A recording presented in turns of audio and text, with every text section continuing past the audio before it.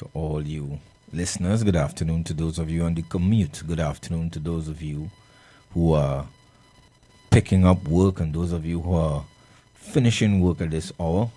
Good afternoon and welcome to the Third Empire. I'm your host, Ronaldo. Empire for this afternoon. My other fellow empires will join me shortly. They're on the way. We note the inclement weather and therefore the traffic situation is a bit dodgy this afternoon, but they will all be here shortly as the Lord tarries. So, good afternoon to you. Good afternoon to you who have taken your time to listen to us this afternoon.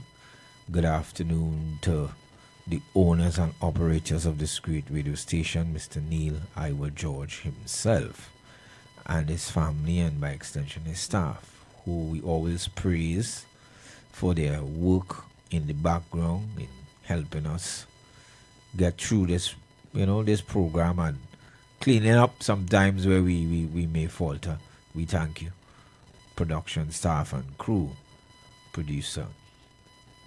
Good afternoon to members of the pavilion, all you callers who call and keep us on our toes, sometimes questioning the decision of the umpire or sometimes asking for explanation. It's all good in the game of cricket.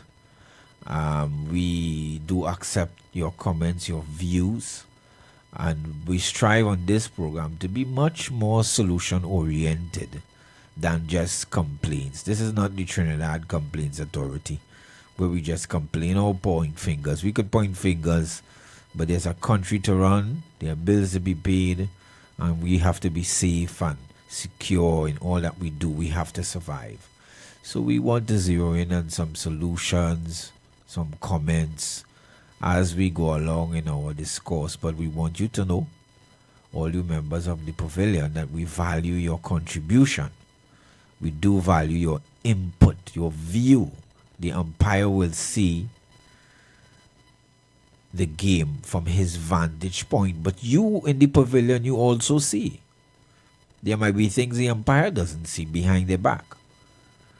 They can't see everything square leg, may have missed it, and you members of the pavilion will draw certain things to the umpire's attention, and we thank God for you, and we thank you for your constant input on the program. We appreciate you. Keep the calls coming, keep the comments coming, don't stop. So good afternoon to everyone. So I know my fellow umpire Matheson has been, in our earlier discussions, treating with the issue of the SOE extension, and I am aware that the extension of the SOE was granted this morning. I am aware of that via the news. And regional security expert Dr. Gavin Hira, who we will hear from not today but at another time, it was kind of impromptu, is urging authorities to consider introducing curfews following the extension of the state of emergency, arguing that stronger measures are needed to regain control of the communities and send a clear message to criminal elements.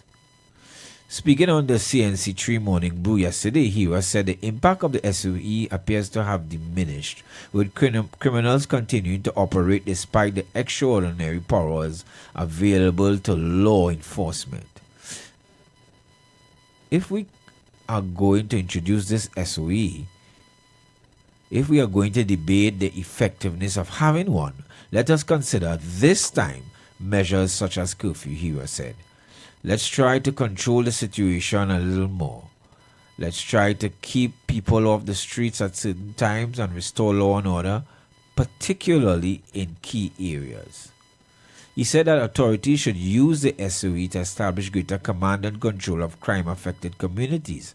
The criminal is of the opinion that they can move as they wish. We have to send a clear message, Hira said. While supporting enhanced powers of law enforcement, he stressed that the SOE should not be treated as a standalone crime-fighting tool.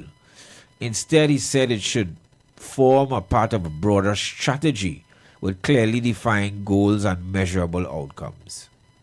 The SOE is not a crime fighting tool, he said. We have to introduce strategy, establish timelines, and work towards achieving objectives that citizens can measure. He warned that without a strategic approach, the country risks repeatedly extending emergency powers without addressing the root causes of crime. He also argued that authorities must expand their focus beyond street-level offenders and target those operating at the highest levels of the criminal network. Corruption, white-collar crime, and transnational organized crime, he said, remain major threats to national security and should be priority areas during any extended SOE. We can't focus only at one level. Removing certain individuals from the street, we need to see higher level investigations and arrests as well. This is necessary to restore and stabilize the country. He also raised concerns about rogue elements within law enforcement, warning that criminal organizations should continue to benefit from insiders who leak information. We have officers aligned to crime and criminality across the system. There are individuals who are part of these networks, Iwer said. He called for stronger internal investigations and greater regional cooperation among law enforcement agencies to address the issue. He acknowledged that curfews on targeted operations in certain communities could trigger resistance. However, he said success will depend on effective communication and meaningful public engagement. The messaging has to be readjusted. It cannot be us versus them. It must involve the community because many people are crying out for safety, for restoration of a sense of security in their neighborhoods. He also rejected suggestions that Trinidad and Tobago should tolerate criminal economies because of their perceived contribution to economic activity, insisting that the country's future cannot depend on illicit wealth. We are not going to rely on the economy of the underworld to sustain our nation, he said.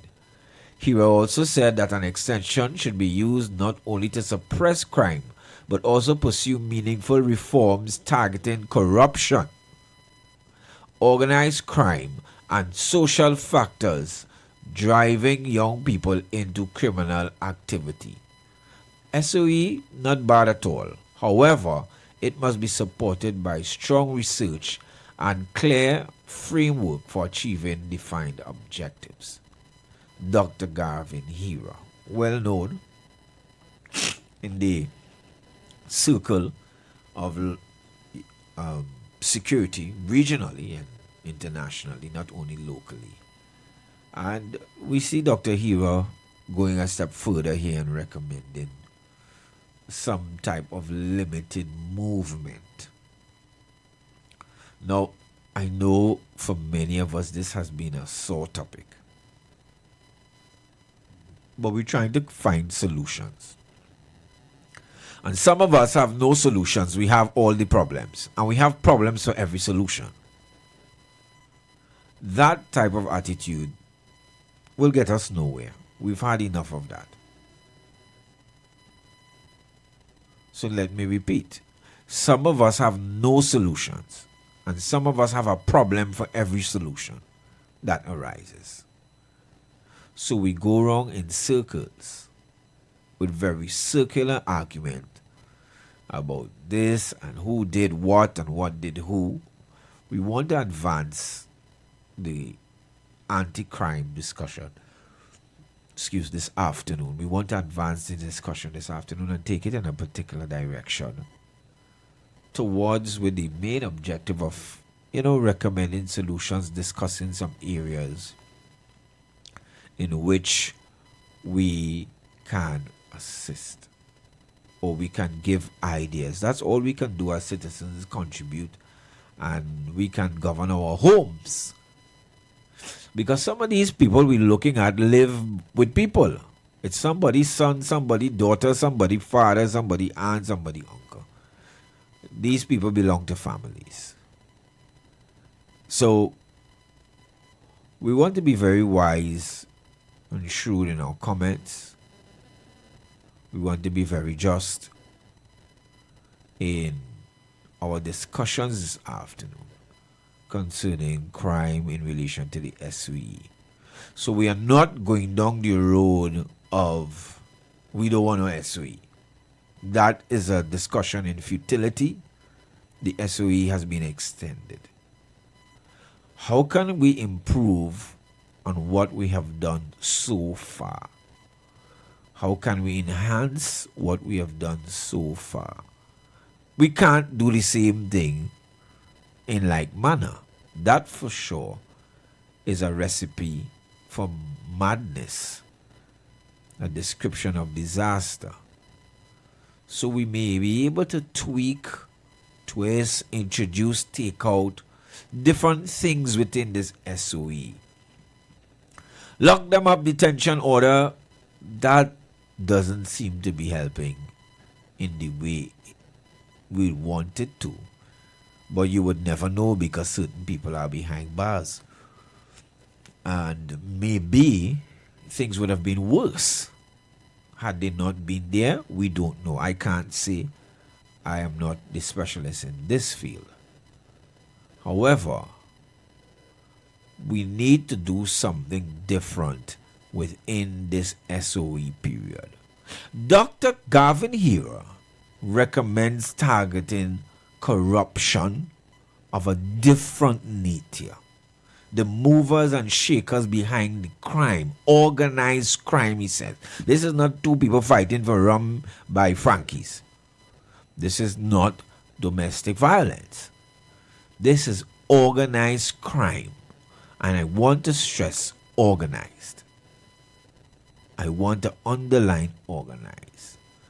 He said police reform, corruption, organized crime, and social factors. That's his top 4. Police giving aiding and abetting in certain criminal activities, sharing information and assets sometimes to known criminals, cooperating,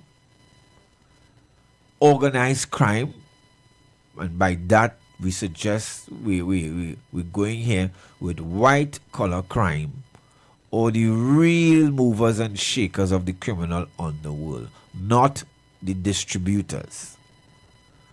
Often enough, we intervene in the distribution chain. We need to disrupt the importation chain. Sometimes we are lucky we distribute the transportation network as well.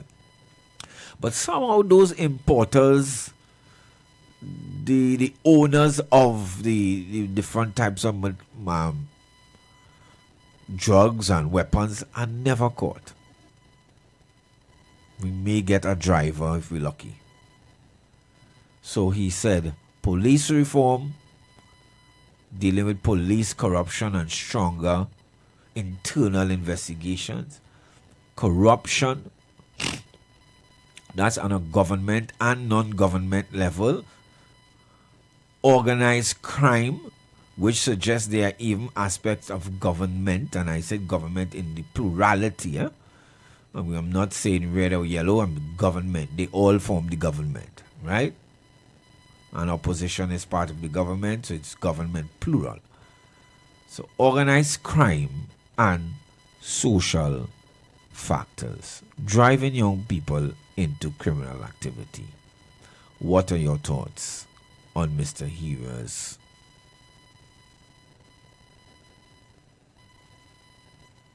bid? What are your thoughts this afternoon? The number to call is 3420081 4665391. You may have your own. You can add to it. You could twist it. You could expand on it if you want. If you want, you can take 2, discard 1. You don't even have to. You can have your own. This is Trinidad and Tobago and we all live here. So crime affects us all. Whether we're in bowl inside or we're in the bat inside, the guys who come into your house do not ask for your party card. They don't ask if this is a UNC house or if it's a PNM house. So let us not be at variance with that this afternoon. We're talking about what do you think about the items that Mr. Iwer has advised as the areas of great importance, or of your own, you may have one or two suggestions for us. I await your call. Number to call is 342-0081 466-5391. Good afternoon, caller. Good afternoon, my brother. Good afternoon. Yeah. And you hit the nail on the head there, you know. Crime is political and it's a money making thing. And crime don't affect certain persons. They're living off a crime. Yes. The 1%. Because more the place get in criminal activities, the state pay them for security to stand up by everybody door. So it's a money making thing. And politics is political organized. People who employed by the government is political organized. It's a political affiliation with the police, the army, the doctors. They get put in, they employed by certain government in power. It has certain people get HGC house and they're loyal to.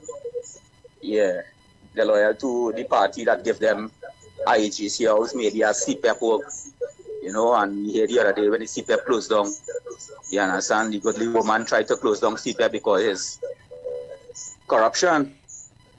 But certain people feel, well, a CPEP work is the way out of poverty. And you're right, brother. Thank you for this healthy conversation. I'm listening to you first time. And crime is political. Yeah, and it only affecting certain people. Maybe the people in up Lavanti, Sawa. But nobody had this swimming pool because them living off a crime. When crime get worse, people must make money. And thank you for the conversation, brother. No problem. Thank you, caller. Appreciate your call.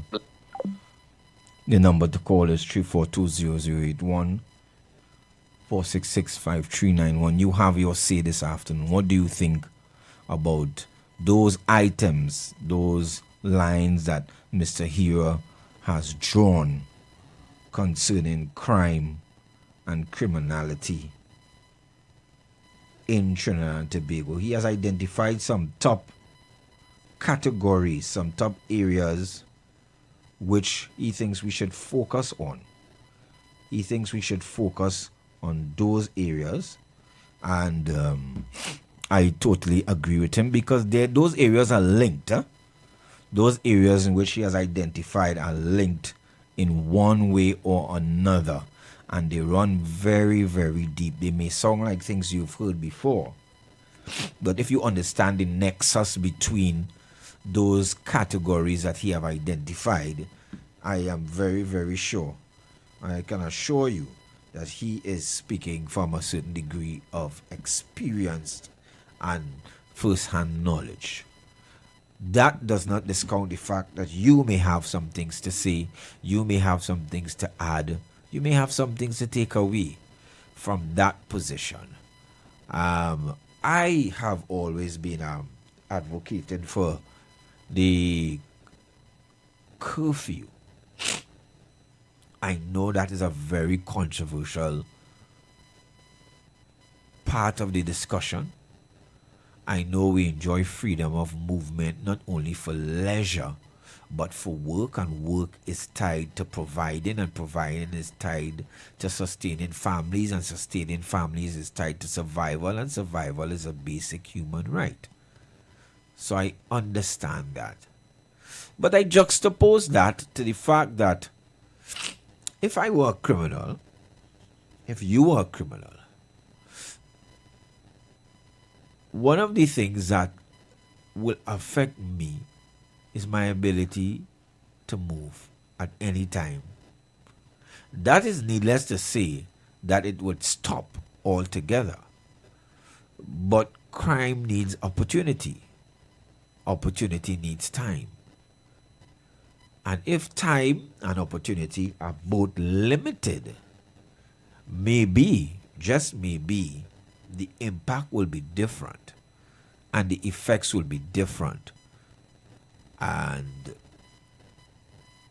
we may see some sort of dent, not only in the instances and occurrences of crime and criminal activity, but maybe in the apprehension of particular individuals or people who insist on either shifting their time or breaking the law as it is. I do know, however, that such a move will come with great effect on the working population. That is true.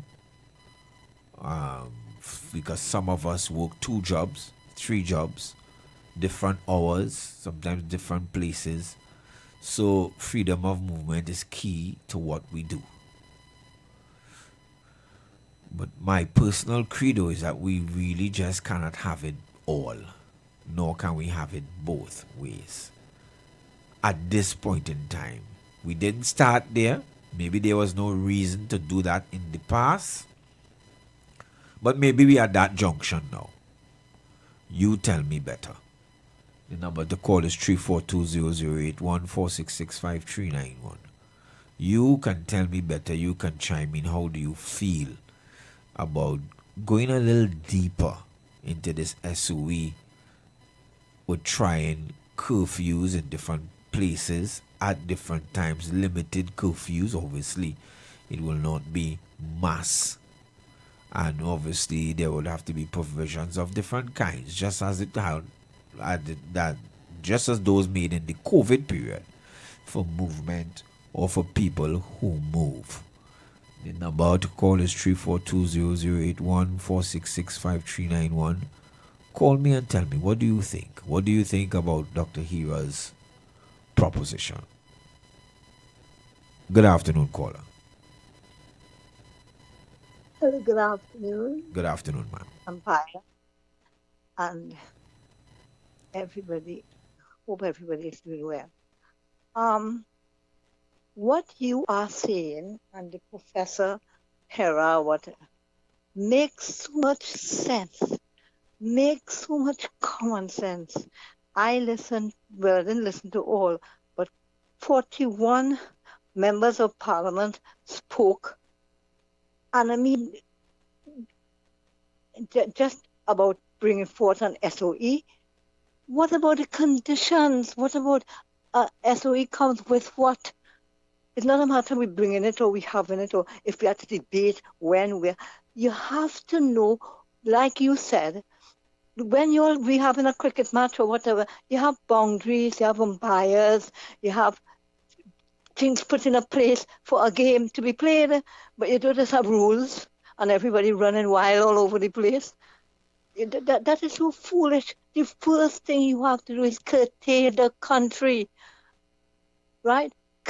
You have times, a curfew, as you say, so there are times when they're safe, the people are safe because nobody is outside. So when I come into kill now, I have to wait till the next day or the next other day or whatever. So how some heads, what I can't understand, what you're saying makes so much sense. Why it have to be a problem? Why it have to be wondering if, when, what is an SOE? What are you trying to achieve? What are you doing? And I like what you said, and the professor, who is the Gavin Hira. What was Yeah, it? Hira. Right. It makes so much sense. Why can't good cannot be debated on? Yes, you agree on the SOE, but you put the big but. So and so have to be in place. So and so have to do. Everybody does. Them said they say the 1%, the 2%, the this, the that, all kind of mix up thing. And what are we doing with it? Just making rules and debating and talking. And at the end of the day, who kill, who go. I mean, I find that, I don't know, boy. I don't know. People like you should have been one of the debaters. Caller, it's nice to hear you. We missed you. We missed this voice. This is a familiar voice. We missed you for a while, and we pray Yeah, and hope that all is well, yeah. It's been because a while. Yeah, you have been a constant supporter of this program and yeah. given your views, whether we True, agree or not. You're giving your view, and we appreciate that from the true. pavilion. And as you said, I just don't understand. I try to think I'm not a criminal, of course, and I don't have passes in that field. But Mm-hmm. a SOE without restriction is Unbound. freedom. Yeah. It's That's it. it's freedom. It is actually freedom. Which is like I was Yes. passing near the prison some time ago Mm-hmm.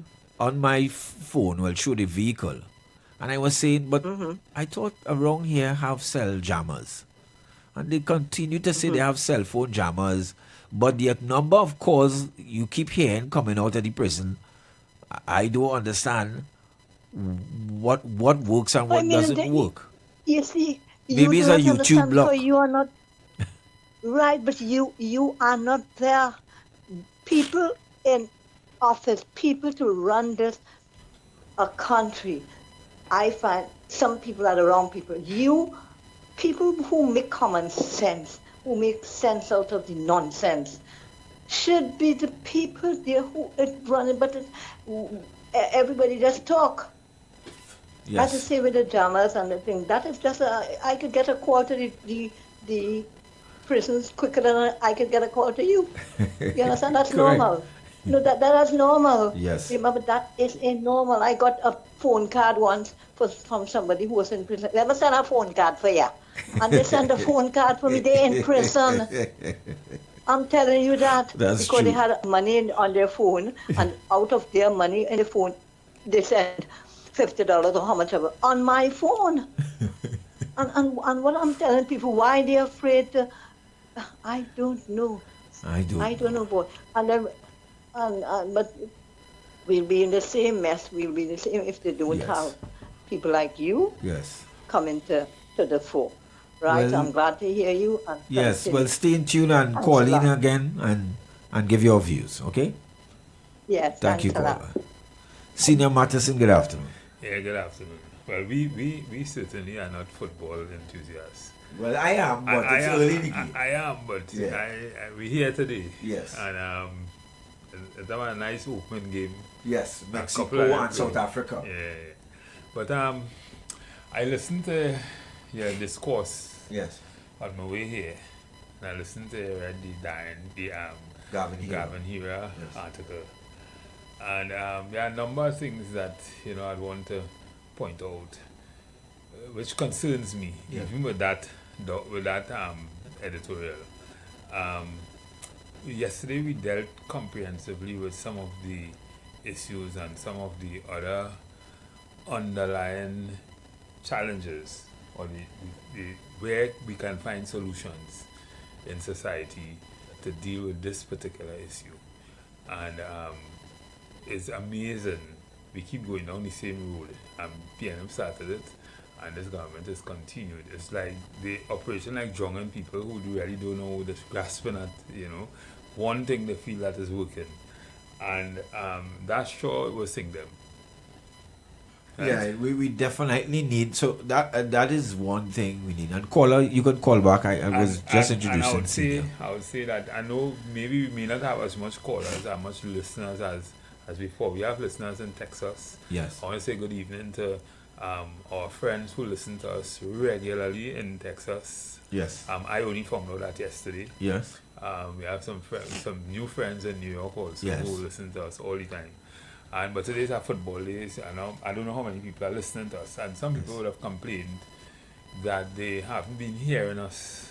Well, in the way they we'll should do be better. hearing us. Management is So here. I don't know if they are hearing us today, but maybe if you won't hear us before and you're hearing us today, maybe you can let us know. Okay. So let me take this call. Mhm. Good afternoon, caller.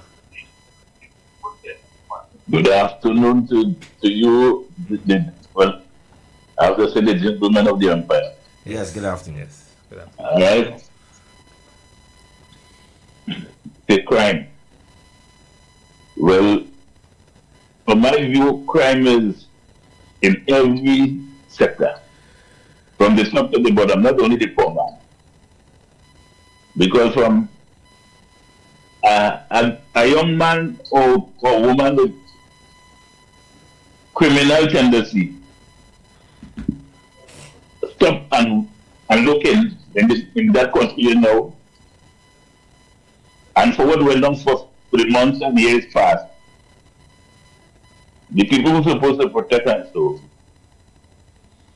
you see some of them stealing drugs from the station, some go to on a patrol to retrieve something, the thief in, you see who want to kill a woman at station, and those type of things. You understand? And there are people who are they're supposed to co-crime, catch the criminals, and they are criminals. Not to say it have some who genuine, but how you will know them. They say one bad apple spoil the whole bunch, which may not be true, but how you siphon out the cook from in that bunch? At least you know the guys on the ground, the young fellas who selling drugs and things, the poor man you expect them, you're looking forward for them, those people to be thieves and robbers and things like that. But when you're looking in the security, people who supposed to be the poor people, how you siphon them out?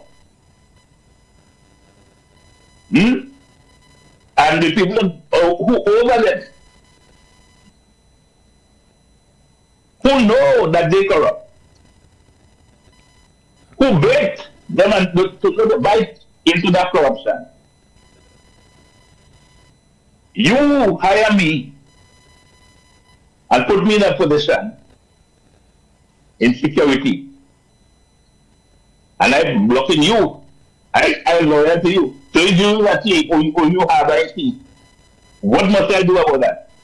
I have to be loyal to you, right? That's it. I mustn't go and arrest you. Well, listen. I've heard my grandparents and I see, and I know it. As I say, I wouldn't say I've seen so. I know the upholder those are the thief. Right? So if you have a child or children in the house and they're bandit or you know they don't want to go to school or they're doing mischievous things from young, what are you going to do? You encourage it. They come and they give me your money, you take it, and you're comfortable with that. You don't call the police, you don't think nothing, but you're happy with that. Well, listen, I don't always say, give the children life in prison and hang the parents. Straight up, you encourage it. And I always know this. You uphold like worse than the thief. You upholding that, you know somebody is thief and you upholding and encouraging it, you're worse than them. Simple. It's not big to that much. You want to go through that. No, forget about that. It's madness. So you somebody on top have a bunch of thief. You know that, and they put you as security, and you say, lock in the window. If you hire me as a job, I have to do my job. You know what my job is? You know what my job is? So if you decide to hire me, you know supposed to do our work. You sure? This is what I say. When people break you and give you anything and put you in position and buy your car and do all kinds of things, be careful, you know. You okay? Talk to you later. Listen. Yeah. So, one of the things that I have a little problem with Mr. Iwer's editorial was his suggestion that we should have a curfew. That to me doesn't make sense. That is further doubling down on the nonsense. Why? Let me tell you why. First, we need to examine what was the purpose of the SOE. Yeah, we going on 297 days of SOE, right? Right. What was the reason why you set up the SOE? Let me tell you. They said that there are gang activities, and they essentially knew who the gang members were, and they used the detention order to capture those people, keep them off the street for a period, so that they could reduce crime. Essentially, that's what it is. That is what it was, right? And if you knew that, and you had 297 days to do that, and you haven't done that sufficiently as yet, how would a curfew help you to do that? Let me explain, because I agree with Mr. Iwer on this point. Mm-hmm. Like any organization, I think the government has realized that they have leaders and they have tentacles. Mm-hmm. And you cannot relatively affect any one of those gangs without affecting their movement. Mm-hmm. It has been reported that the leaders belonging to these groups are locked up. Mm-hmm. But that has not stopped their activity. Mm-hmm. And all their activities depend on movement. It does not take hours. It doesn't take a very long time. It's a very, very small window. Okay. I would argue that it was never effective in the first place without limiting movement. If you do not know that between this hour and that hour, let's say between 10 p.m. and 6 p.m., 6 a.m. or 5 a.m., nobody is supposed to be on the street except for other circumstances. Then you limit movement. Then you can ask questions. Then you can limit congregating and other things which for me present opportunities. Now that is not to say that this has to be carefully thought out, because in our field we will understand this will affect employment. No, well, I'm not going This to say will that. affect particular activities. You know what time I go? Right. But we successfully managed it during the COVID. Because what you should be doing, in my point of view, and I am not the specialist, is collecting data and information. Who are the people out after 10?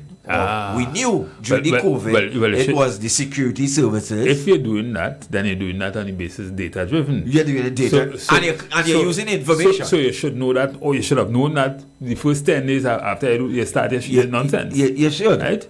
But then why we reach almost with 297 days and we don't know that yet? Because they were not collecting that type of data. It was free reign. I got out my house. Ronaldo, that's how you manage.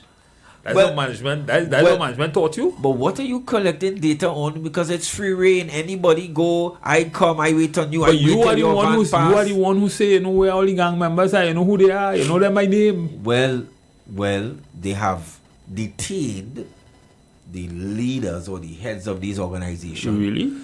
Yeah, I know a couple who are behind bars. Okay. But it takes one phone call. So then if you detain them fellas, or two texts. No, if you detain them fellas, who you want now? The mothers, the parents, the sisters, the brothers, who you want now? The foot soldiers. You want the people who actually carry out. So but you say you know all the gang leaders, you know all the gang members, you know how much gang you give us a number. Right. How many people in gang activity? What's the problem? But what you want to do is not detain all the members. What you want to do is deter them from their activities. Right. So how are you doing that? Well, you can't do that if they have free movement. Well, you can limit their movement and then put it in a box. So you have a curfew, right? Yeah. What happened after the curfew? Well, again, it can't last forever. This is what I'm saying, brother. You see, listen. All you're thinking this thing through. No, but I don't think because something can't last forever, it's not a good reason to do it. But that that is a. What you talking about is a perpetual state of denying people their civil rights. But that's the only way to fix the problem.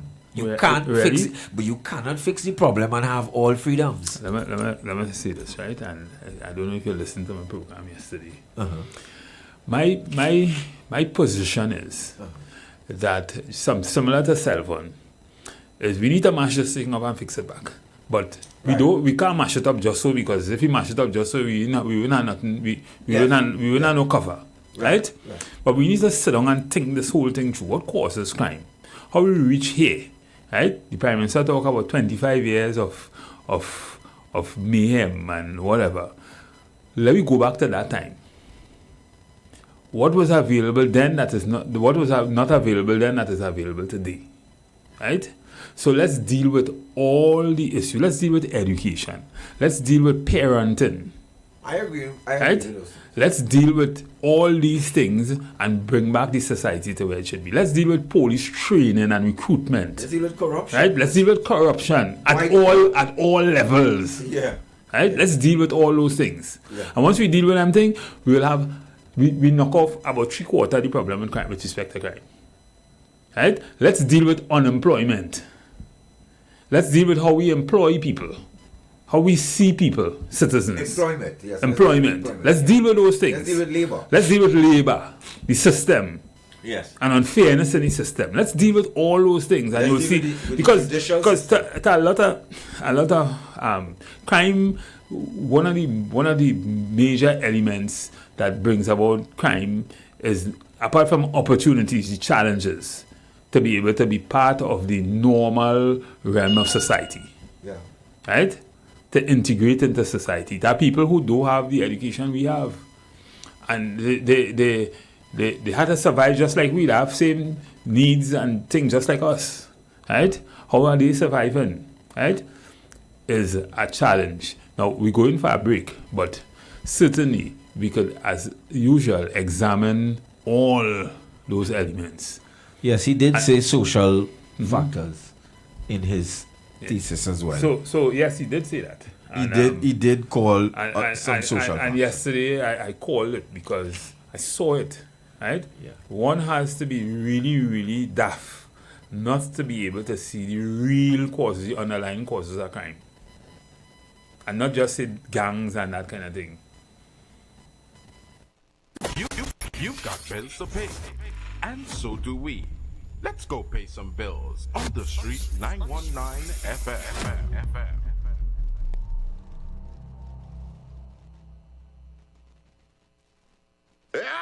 Water is life.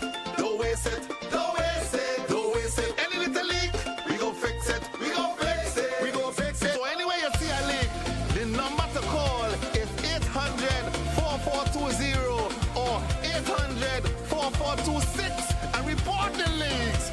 Iwer, George and Watson say, join the evolution to save water. Water is precious.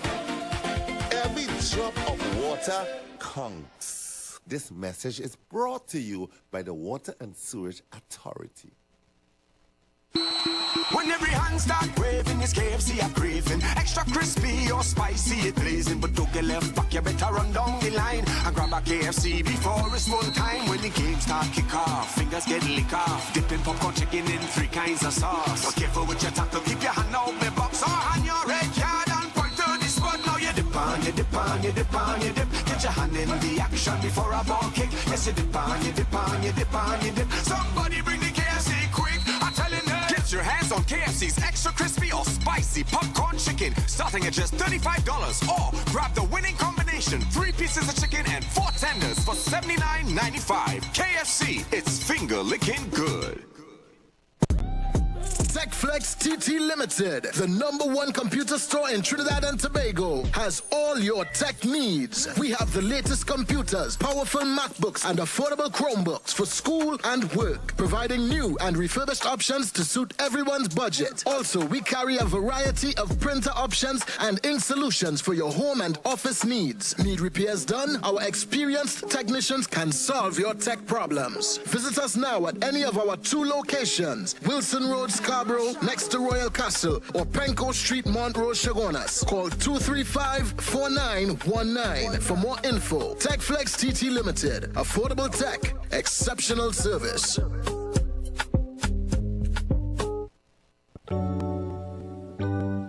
Blessings in the wonderful name of our Lord and Savior Jesus Christ. You are invited to listen to the Final Hour broadcast heard every Monday from 11 p.m. to 5 a.m. in the morning on the Street 919 FM. Hear my mom, Pastor Helen Garcia, and myself, Pastor Valentine Garcia Jr., preach the Word of God to the elderly, youth, and children. We can be contacted at 629-0113 or 623-8444. The church is located at 26 Prince Street in Port of Spain. We look forward to you joining us. God bless you.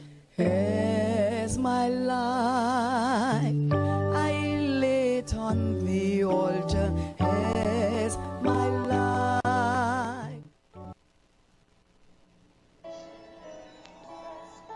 Peace of God be multiplied unto you in the precious name of our Lord and Savior Jesus Christ. This is Redemption Hour, a gospel program where God will reveal His mind to you on how to live a fulfilled life and to please Him in all areas. Join Pastor Femi Afolabi, the National Overseer of Deeper Christian Life Ministry, Trinidad and Tobago, and other seasoned ministers for a time of divine encounter as they minister and pray for you every Saturday by 9 o'clock in the morning of this station, Street FM 91.9. Our church is Deeper Life Bible Church, number 1 Cochrane Street, opposite Tunapuna Police Station, Tunapuna. The times of our services are as follows: Sunday worship service, 9 a.m., Monday Bible study, 6 p.m., Thursday revival hour, 6 p.m. The redemption hour is a life-changing moment you cannot afford to miss. For special prayer or counseling, contact Pastor Femi Afolabi on 778-9933. God bless you as you listen to this program. Jesus is Lord.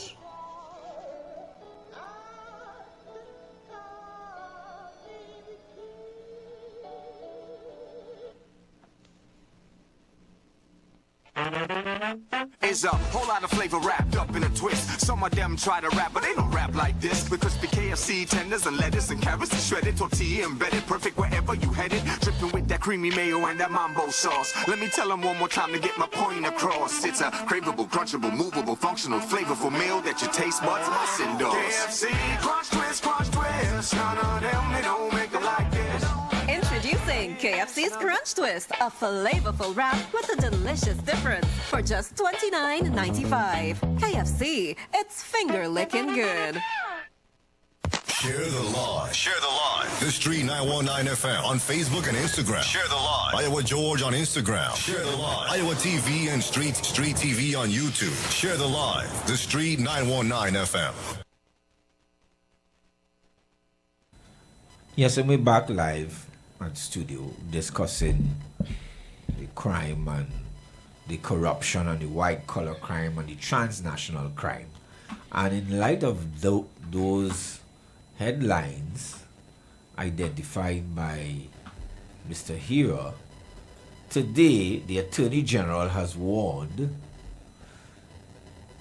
big fish beware.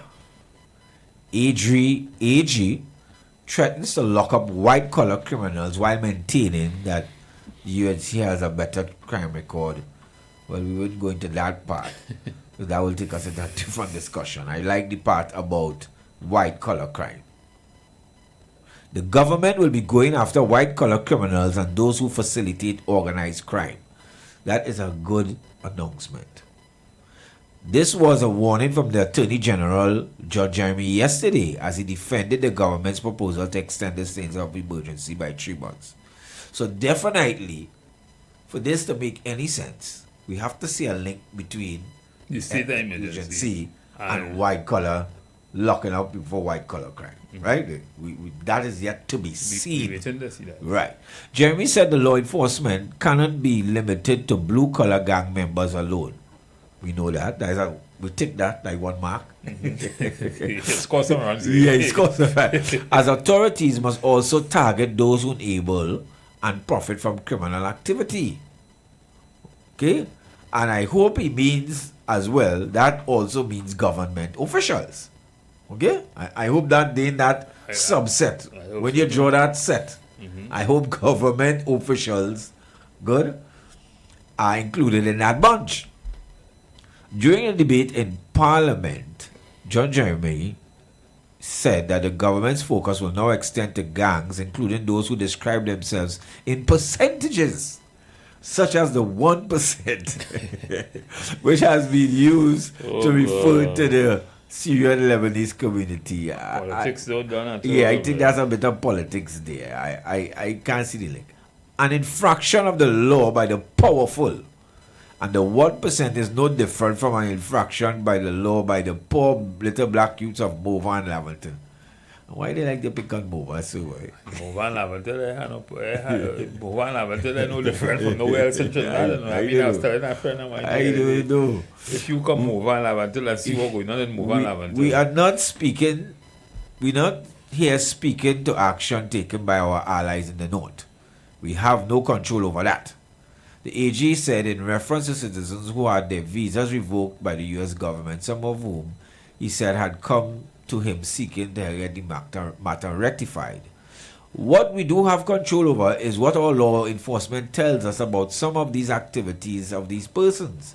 The time when they receive the keys to the city and a license to mash up the place, that time is over.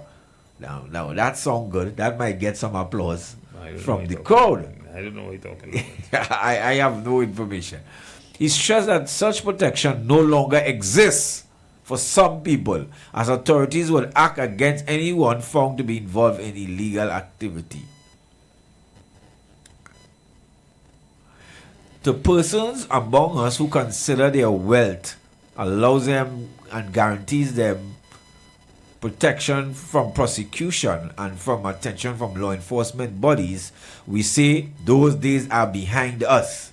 If you behave as a gang members do, you shall be treated in exactly the same way that blue-collar gang members are. If your designation happens to be with the 1%, it happens to be 6, 7, or 8, the AG had terms. Tetron prison awaits. He also said that the government is prepared to deal with the consequences that will follow. He said, if you target me, as I expect you will, or my prime minister, as you have, hiding behind the newspapers you control, if, as our intelligence suggests, you have in contemplation more and direct action, the indignity of the cells at Tetron awaits you.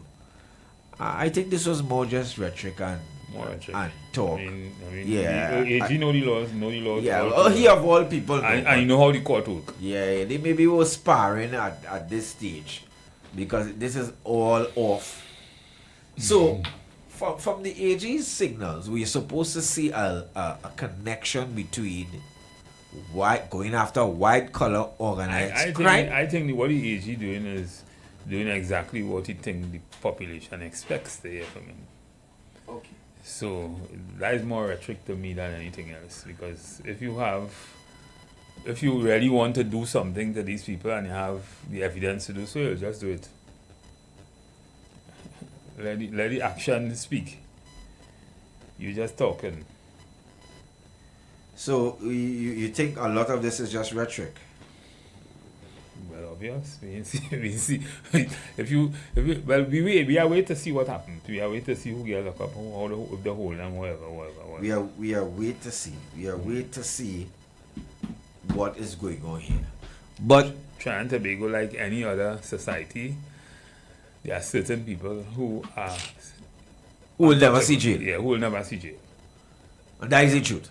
And that happens only in the US. You have the X-team and them fellas and them who will see inside. No, but the US arms are very long. Yeah. And investigations never close. Mm-hmm. Apparently, but they operate a little different. They operate a little different. And they too have personalities and who they want to touch, they can touch. Yes. Right? You could be who? Yeah.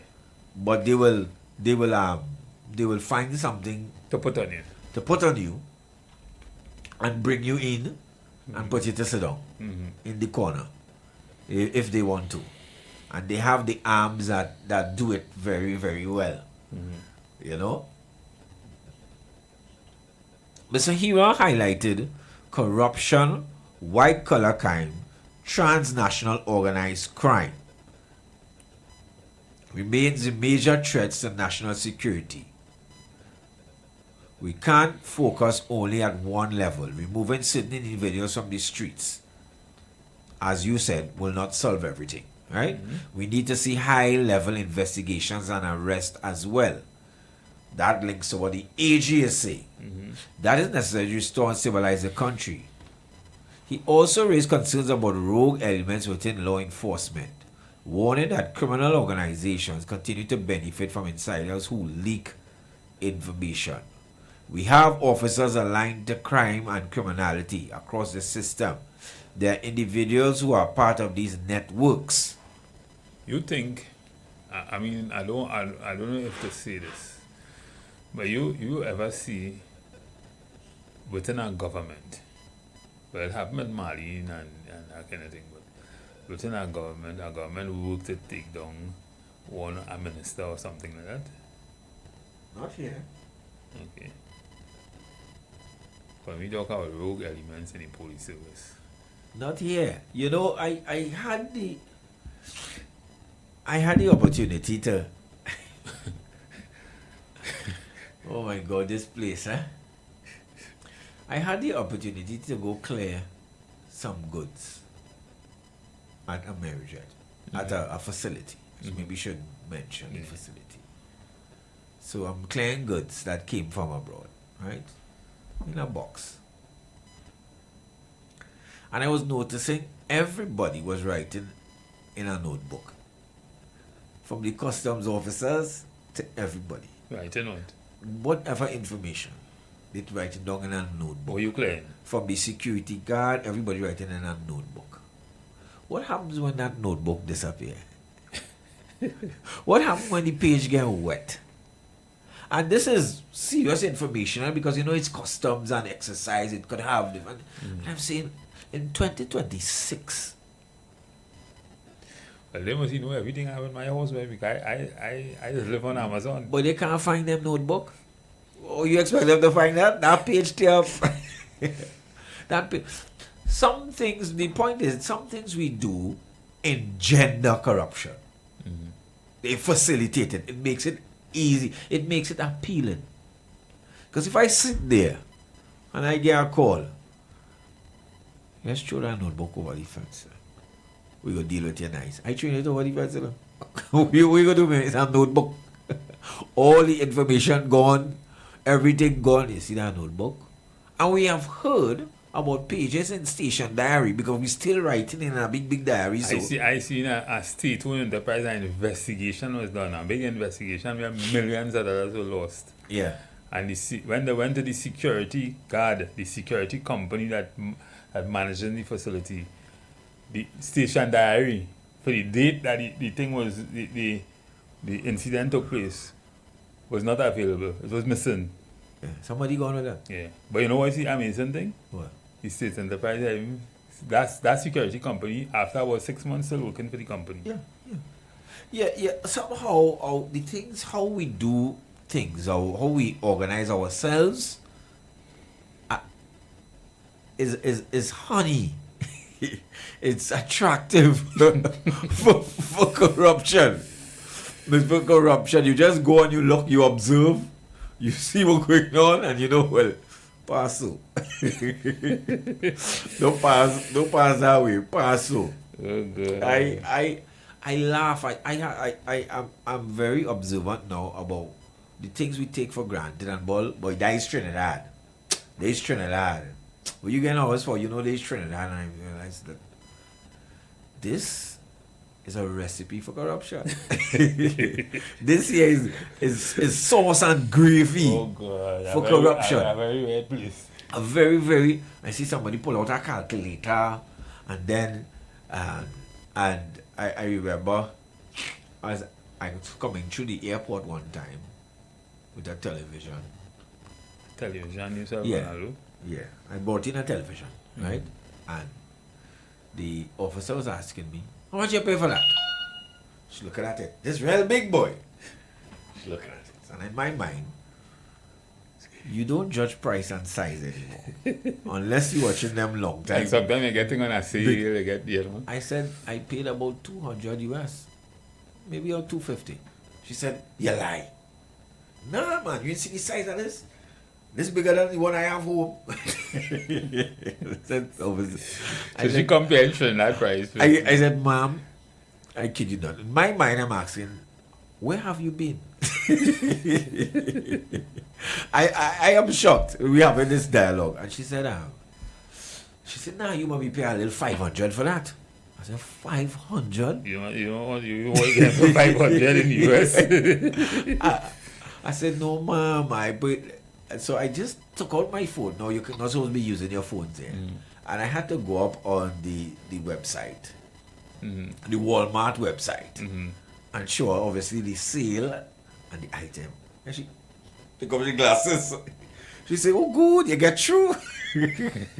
I said, ma'am, even though it's sale, TVs are not that expensive anymore. That might be Trinidad for you if you get catch. But, things have changed. But my thing is, she was in charge of charging me taxes on an item that then she started to flip through some book. And I was watching the book kind of bite up in old, like, rat pee on it. What the price should be. Yeah, the book looked like something from 19 long. And I said, but how are we going to... And I one of the problem we have here, but the world moving ahead while we just stand still. For no reason. We didn't understand that, hey, listen, and all them things you can access on your phone, digital. On your phone. On a phone, I remember a Bajan friend coming here and telling me that you all still lock Wi-Fi in Trinidad. That's yeah. People don't want to get on the Wi-Fi. You come in an airport, you all over the world. Yeah. As you land in the airport, you can go on things, you can call an Uber, you can just download it and call an Uber, anything, right? Yeah. Albeit these Wi-Fi are not really safe. But yeah. Well, you can't do business on it. But you can call it security. Yeah. It's convenience. You're now reaching an airport, you come with a phone from Africa or wherever. Yeah. You have to be in tune with what's going on in the country. Yeah. And you want to access. You want to call your hotel. You want to call home, tell them you're safe. You want to call some person coming to pick you up. Correct. You want to call a Uber. Yeah. It's a Wi-Fi in the airport to do that. Yeah. Land in Trinidad, nah? Yeah, don't go buy KFC. Poor KFC. And listen, and we beaten Steel Pan and we had Tantan and Saga Boy and all kind of thing. And I was saying, the other day I was coming to the airport when I wanted to sit down in Piaco and there weren't enough seats. And I said, oh my gosh. How do you want people who waiting for flights, who in transit, who got bumped off, and you have nowhere to sit? Because somebody had a bright idea to remove the chairs and remove the seating area upstairs. I don't know what governs all these things, but I hope we understand we are taking one step forward and 5 steps backward. Backward thinking with everything, everything. And when you travel, and you come back from that and see them, you just get vexed and you just feel depressed by it. Why? Why are we here? So when Mr. Iwer talks about organized crime, I said in my delivery, people have to understand the word organized here. Because we have disorganized crime here. We have the fellas on the street who will get away off a rum and punching. And we have the domestic guys who can't take a little horn. We have all these different things. But there's a part of Trinidad where it is very, very organized. Where most times we encounter... You're wrong people and you even know you don't know they're doing crime. Correct. And we look at the distributors. We lock up the man in the car. We might get the car. We might get the goods. The car obviously has no driver. Or the driver alone will lock up. Poor driver, all he got is a job to drive and deliver. Good? But the real importers, the people who move goods, the people who have to pay bribes to about 16 or 18 or 20 people on a book, because that will take some cash and some finances. because you're moving illicit drugs and weapons and etc. They remain untouched. And I'm glad Mr. Iwer and the AG made sure and underscore that it was very organized crime. So we can organize ourselves, albeit in the wrong industry. But those things are very, very organized. Very, very organized. And we seem not to penetrate organized crime. We seem to be lovers of disorganized crime. And you know, I just want to make one statement for those who might be thinking that we don't operate like nationals, we don't operate like Trinidadians. Yeah. We seem to be talking about the negatives all the time. There are a lot of positives in Trinidad and Tobago, and there are a lot of things that that happen that are good. There are a lot of good things in Trinidad and Tobago that happen. There are a lot of good people, as a matter of fact. But this program is not necessarily. This program is about tweaking the things that are wrong and making it better. So we provide solutions as opposed to just looking at the bad in society. But we look at, for us to provide solution, we must be providing solution to something that is not working effective or it is not efficient enough for the better good or the greater good of the majority of people in Trinidad and Tobago. And that's what we deal with. But we must first admit that it's not working and not fool ourselves. Correct. There's a song by Damian Marley Jr. Gong where he says, even though Jamaica nice and is a land of his birth, it's a ghetto paradise. He was very scathing in that song in his commentary about the things that are part of Jamaican reality that are negative and retrograde. Don't paint it any other color. Don't say, oh God, all you know, all you expect is Trinidad. He said, no, it is a ghetto paradise. And that analogy is very, very sharp. So some people feel that you are unpatriotic because you criticize. And I say the opposite. I say you are unpatriotic when you don't expect better. Because Trinidad, we can do better. Yes. And you know, another thing that to me that is severely eroding the morals of society is some of the music we inherit, and some of the music we in general we take from other places and make it our own, and that degrades women, and sometimes women want to hear that too. Yes, the younger folks, so they want to hear that. I mean, but it's degrading to them and all. But I don't know if degrading. You see, when we talk about battered wife syndrome and we talk about all them kind of thing, and you know where it's coming from, you know what happened. Because some of those music you listen to, and you had some use by me by the pool over the weekend, and that's all the music they want to hear. Did you understand anything they was listening to? Well, kind of hearing part of it, but yeah. It making Parts of a sense. sentence. It's like gobbledygook to me. It making sense. but them like that. Them like that. That's the greatest thing for them. That's all they want to hear. Yeah, I remember some time ago being abroad and listening to a rap, and it just caught my attention because it was on the television. Because I'm not a rap, I don't understand. Most yet mumble rap, and the song had at its chorus, "Death, kill," and that was the chorus. And this, from I asked my cousins, and they said, "This is a famous guy." He's wealthy too. And you were hearing and when you look at the music video, it was satanic. Snakes and goat and eating people, and it was just it was a music video. Yeah, so I think we just gone mad. I mean, this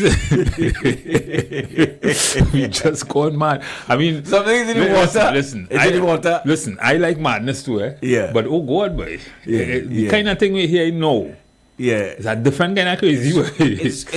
But I you know, people will say long time it was so, and we used to. I I don't know. Long time you had a little water gun and cabai. That's what you used to bust, right? You know. Well, not graduating to other No, you things. don't know MP. So that too might have been MP5. That too might have been the to a large extent the catalyst of what we have now. But because they're graduating to other things. Yes. Over the years. Because society must evolve. It wouldn't be slingshot forever. Yeah. You know, we wouldn't stay at the level of a slingshot. And as we're dealing with crime, a Las Lomas man who killed his pregnant mother in a frenzied knife attack has been ordered to serve a remaining sentence for just over 9 years in prison after a high court accepted a plea agreement that reduced the charge from murder to manslaughter. Michael Joseph, now 25, was originally assessed at a starting point of 27 years imprisonment for manslaughter.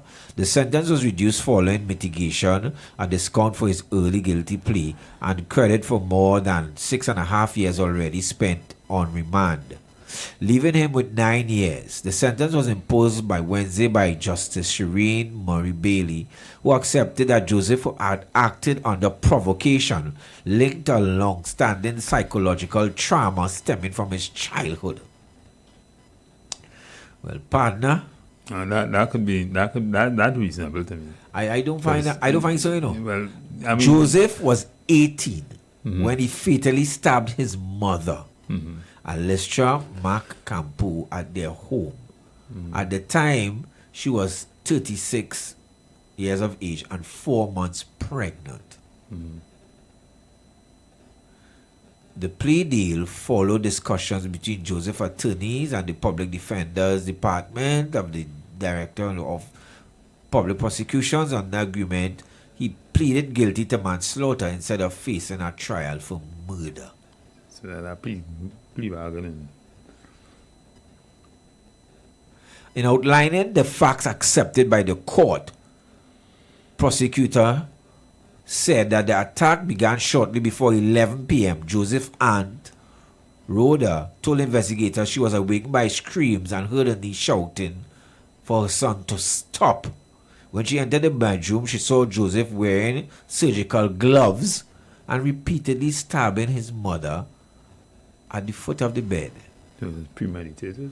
After she intervened, Joseph turned on her, inflicting serious injuries that included a fractured skull. Joseph then attacked his 5-year-old baby sister. That sounds psychological, man. Grabbing, you see what we're playing with in this country?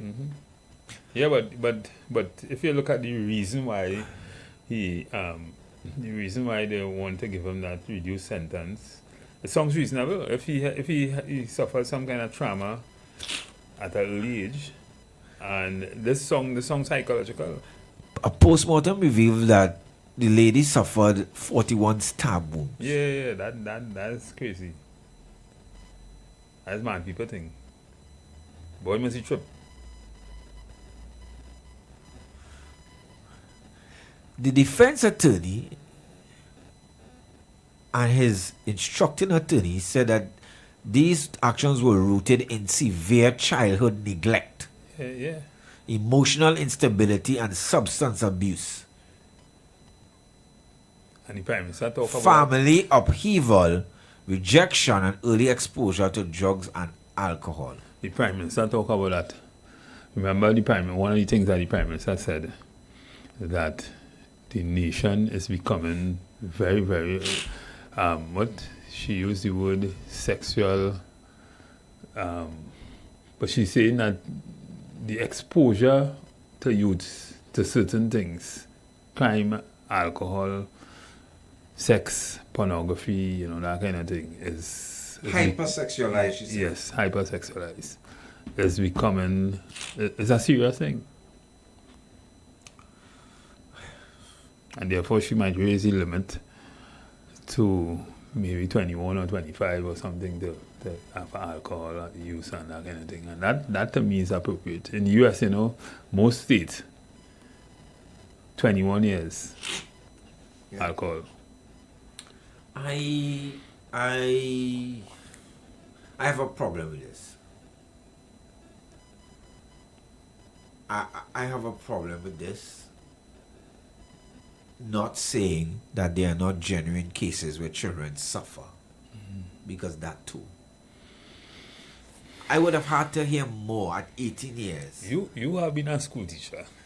Yeah. You understand some of the trauma, especially in the school where you taught. Yes. You understand the kind of trauma some children come into these institutions after suffering. Yes. Right? Yeah. They're not normal, you know. No, they're not. They're not. So, and I'm not discounting what the young man experienced. But I would make the difference between a premeditated act and a confrontation. So if I heard, and the circumstances, we don't hear the rest of the facts here. But if you somehow, you also have to explain that your pregnant mother attacked you and you retaliated using that type of force.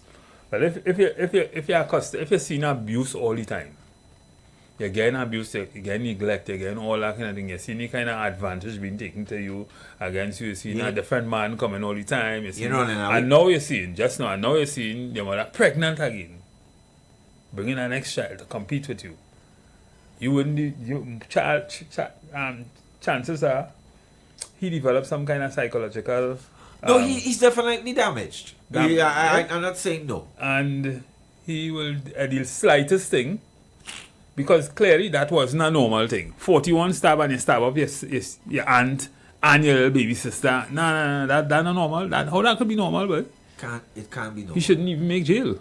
No. He should have been in a mental institution or something. He needs help beyond prison. Exactly. Beyond prison. And the circumstances that prevail need to be made, in my opinion, public. So that we understand the type of children that we're dealing with. And this is what I'm saying, you have a lot of those kinds outside. I was talking about the challenges with single parents and single mothers and that kind of thing now. Some mothers had to do other things to survive. You can't get work, you really have great ambitions, you want to be able to do something, you're rationalizing that between that and... Let me poke the bear here, Senior Matheson. Is trauma always an excuse for heinous crimes? Because all mass murderers talk about what happened in the childhood. Some of them are genuine trauma. Some of them may not be. Some of them might be premeditated in a certain kind of way, but even with that, it could have a certain degree of trauma too. The number to call is 342-008-1466-5391. I want to hear from the callers today. I accept trauma. And I know it is hard to measure, especially by an external party. Good afternoon, caller. Good afternoon, gentlemen. Good afternoon. What will prevent him, let's say he's pardoned after a number of years again and he's outside, and let's say in that situation he got angry. Would he remain calm? Would he be able to how would he react in a situation like that? If he comes out and he gets in a situation whereby he gets angry, how will he react? Well, we don't know. The thing with trauma is and psychological effects is that it has to be dealt with. It is like a motor car that is broken down or failing. It has to be fixed. And not all fix there's nothing that says that if you get fixed, you can't relapse at the same thing. You can't have situations that bring you back to the same point where it was taken advantage of, or it was, So you're correct. It could happen again. He has to be under serious medical supervision too as well. After coming out. Yeah. Because, and as you said, there's a lot of people like that, and similar to that outside too. That we have a lot of problem with insane people on the streets. Correct. You know, and some of them don't recognize it. You know, but some do, and they take the treatment and so on. But as the saying goes, you have a lot of mad people of this. More of them outside than inside. And the thing is, I mean, sometimes you just have to be conscious of it and try to deal with it in a particular kind of way. The reason, caller, the reason why I'm really not in support of this one is because I will want to make a distinction between somebody defending themselves and somebody attacking somebody. Yeah, but it's not but it's not about that. So I have this pent-up feeling of neglect and they don't like you, or the world is against you, and I can have this, and then something happened to trigger me. It could be something you say. Yeah, true. Some minor thing. Something minor triggered me. But why is that? Why is that so different from the story of a criminal? No, well, why is it so different? Well, criminals suffer trauma but too. Plenty of the criminals like that. We agree. But a lot of the criminals so like where that. does it end? And you see what makes this worse is not just one person that correct. And then take I don't agree with the judge, because if you could put on a glove. Yes. Put on a glove. There's premeditation. Yes. Signifies a serious issue there. Your mother take up a knife for you, let's say, right? And all you had a scuffle. You became enraged. All of that I could understand. But you put on glove. And then auntie come in the house. And your mother is visibly pregnant.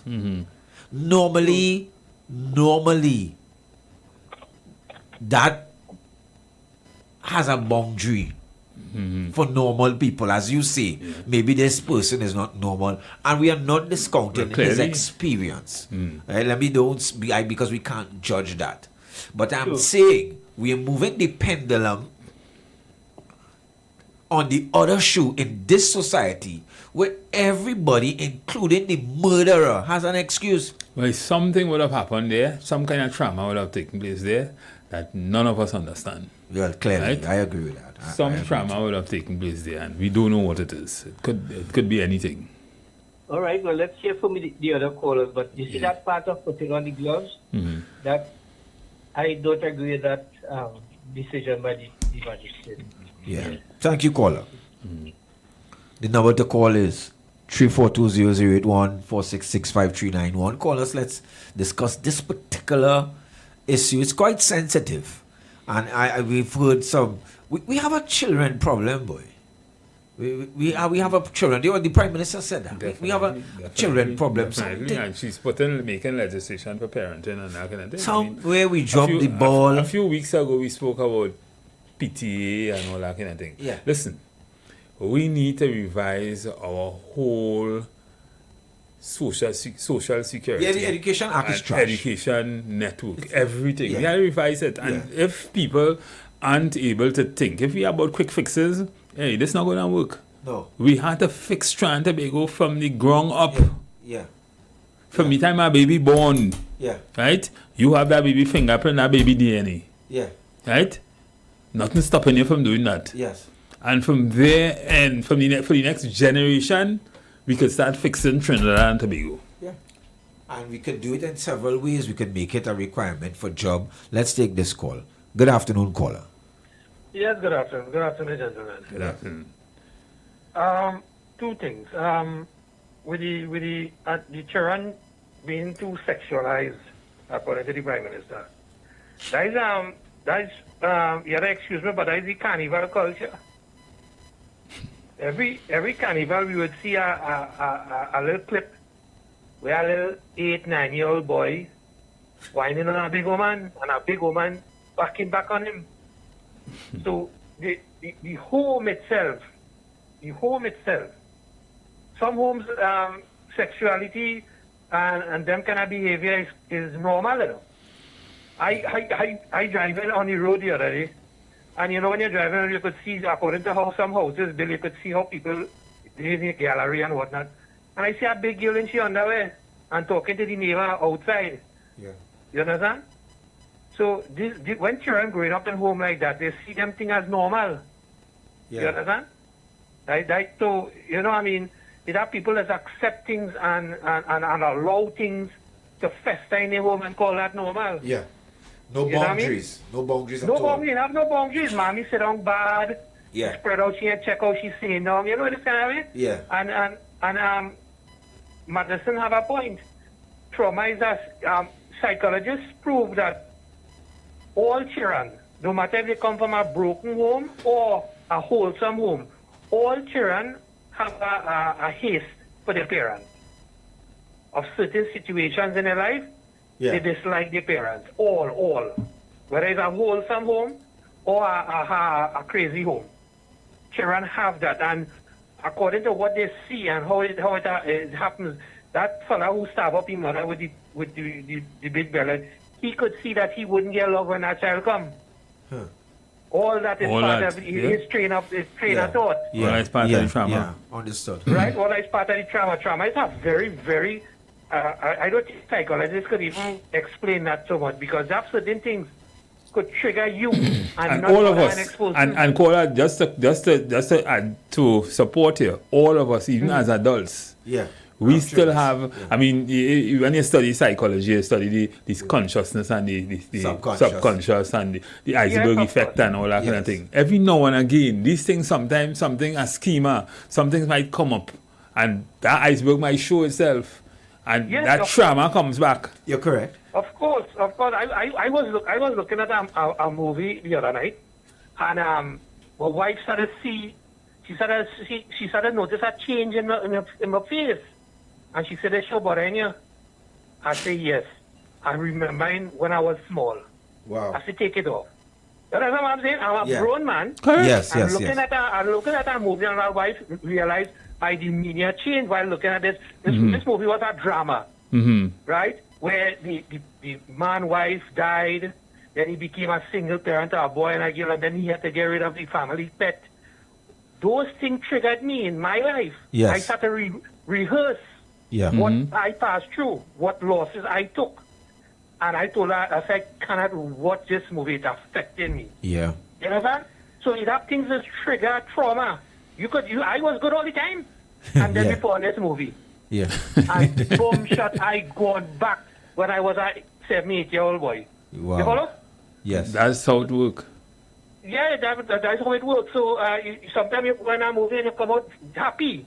And you come on, sometimes you go in a movie, and that's the beauty of a director. Eh? He or the producer, he gets into the viewer's mind. The mind, correct. You understand? Yeah. And this is what Madison was saying yesterday, that these criminal movies and investigations, and it's real things. Real thing. And these things could get to you, and you could expose yourself and understand. Nobody had a teacher. You could see and compare it to your life. You understand? And added to the fact that today you could Google it. Yes. You could rehearse it on YouTube. We didn't have that. We had to read a book, which will take days and weeks. But now you watch how to kill a neighbor. Video. Lifetime. Women learn to kill their husband watching Lifetime. Lifetime. I agree with you. I agree with that channel. That channel I hate it. Listen, all the men on Lifetime bad enough. Lifetime channel teaching you your good wife home or your sister home how to poison she man slow, how to get money. She home whole day watching Lifetime and planning for you. Bold and beautiful and thing was teaching good, innocent, clear, clean minds home how to cheat. I'm telling you, they're teaching you how to go with the husband, how to go with the neighbor, how to dress, how to act, how to say, what to do. Yeah. You know that? Subliminally, It's very impactful. And before I go, yes, I want to go with the previous conversation with the technology wise and the Prime Minister. And you notice that in 2026, get cut off just now, right? Or you notice that the Prime Minister, when she sit down on a big round table, you see not an electronic device, only a set of manila folder and brown file. Why they don't have iPads that they could readily touch and bring up the ministry achievements? You know what I mean? Fellas are going with our listen off here, right? Before I get cut off. Right. Yeah, man. Yeah. you ever smell something, a flower or something, and bring back a thought from when you was a little child, boy? You didn't smell that before for years. And you just bring back a thought and a whole set of memory follow with it. Yeah. Right. That's how the consciousness and pre-conscious and subconscious work. Right? You have things buried deep in your conscious. And sometimes one trigger will bring back that to life like if it was yesterday. Correct. So we really have to be very careful in this era and the things we do and this trauma, because we're bringing up, which is one thing I noticed, and I'm trying to multitask here because I'm adding Dr. Gavin Hira's name. So he said he will join in after 6. Okay, so we'll good. have him live on air, Yeah. and he will give us more about his views and his article and his reasons. But we're bringing up a society of very angry children. Very, very, very angry.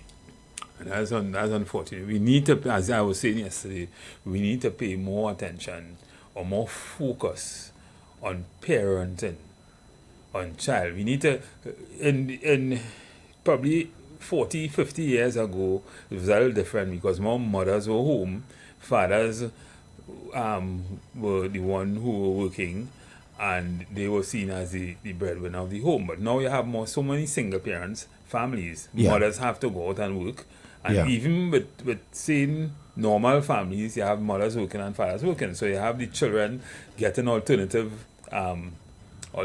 care and that kind of thing for the most part. And you have the more irresponsible families which will see school as a daycare center. And they are so consumed with, living. Yes. They aren't able to provide the kind of care even after school to the children. And that's a challenge. It's a challenge, but it's also a problem because it is what is creating the kind of child, the kind of machines that we have now. And this generation is very well influenced. We still had... There are so much more mechanisms for that. Yeah. We still had parents to tell us, don't do this, don't do that, put down that. Mm-hmm. And to be honest, we seem to be a little more monitored. But children these days seem to have a lot of... Well, for the same reason I just said. Yeah. People have to survive now. It's a different kind of time. People have to live. So the demands of the workforce. People have their own... women now have their ambition. They have ambitions that sometimes they want to be certain. They have aspirations that sometimes take them away from their children in certain kind of ways, and that is not necessarily a bad thing. But the other side of that is children growing up, and they are being socialized by the computer. They are being socialized by the wrong set of people. They are being socialized by the system that isn't working or would make your children very different from what you aspire them to be. Yeah. So it's we would have only heard stories about what happened here and what happened here, but now you just have to pick up your device. Mm-hmm. And the security issues in the country has made it imperative for every child to have a device. Mm-hmm. So while even in England, because I was tuning in on the discussion to limit access to cell phones, let's take a call.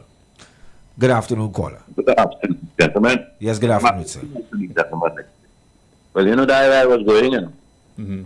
Because who started? Australia? Yes. Right. So you had to be 14 years old to open a Google account, have a Facebook page, and probably even have a cell phone. Correct. Right.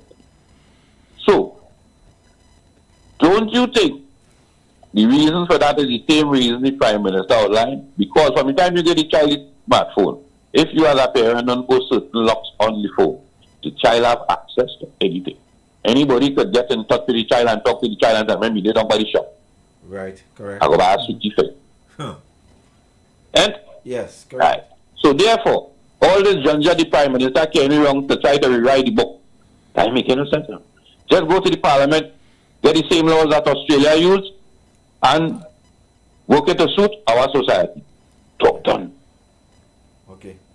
Because that gentleman that that gentleman said that put on our gloves. You living in a house. How old is it? How old is he? 18. All right. How old is his younger sibling? 5. And mommy pregnant again. Yeah. Who you think was the man of the house all the time?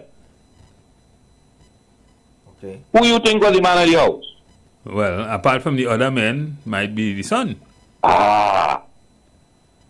And I handling the stories inside there all the time. I handling the stories in here. I taking care of my 5-year-old when you gone. Mm-hmm. And all of a sudden you come now pregnant again to give me more stress because I can't see who the father is. Because I ain't had the father for the 5 years and I still don't know where mine is. You see, this caller hit the nail on the head. That's exactly it. Yeah. And I watching you. And I taking all the embarrassment from you. You belittling me because I decided to stand up for myself. So let's say I premeditate because I porn girl. Because I sit down from small, I fight in this fight, you know. I was 18. I supposed to have a job and have a nice future going. Mommy bring you my next one again, I still didn't see that yet. My life ain't improving. I know. So when everybody coming down at me, who defending me? I know our next child coming who's not daddy. But they were saying, the next one coming and I don't know who daddy is. And I daddy for already for 5 years and I daddy for myself.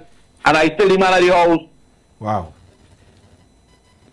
So you see some of the challenges. I still have to go and look for food for myself. And if I look shop, I bring home something for mommy. It's mommy now. That's why mommy go and get this next one, you know. All the gentlemen enjoy it. Well, thank you, caller. Thank you for your contribution. That's exactly what happens. Yeah. Admittedly, they are very, very underlying, very, very. Yeah, and we call all that trauma, but it is. Good afternoon, caller. Good afternoon, umpires. Good afternoon, sir. Beautiful program, man. Umpires, it has something that has gone in a lot of homes that destroy most of the young ladies. You see them for they call stepfathers. Some of them just come into the home. They watch and they look around it and they realize that the home it's like more of a kind of poverty state. Yeah. Right? And some of them, because I've heard these stories, end up having sexual intercourse with some of the daughters, abuse them. The daughter in some cases don't say anything because he is the breadwinner. Yeah. Yeah. I know a lot of big women today, big women. I hear them talk about that mommy come in, bring her mom. Mommy ain't working, nobody ain't working.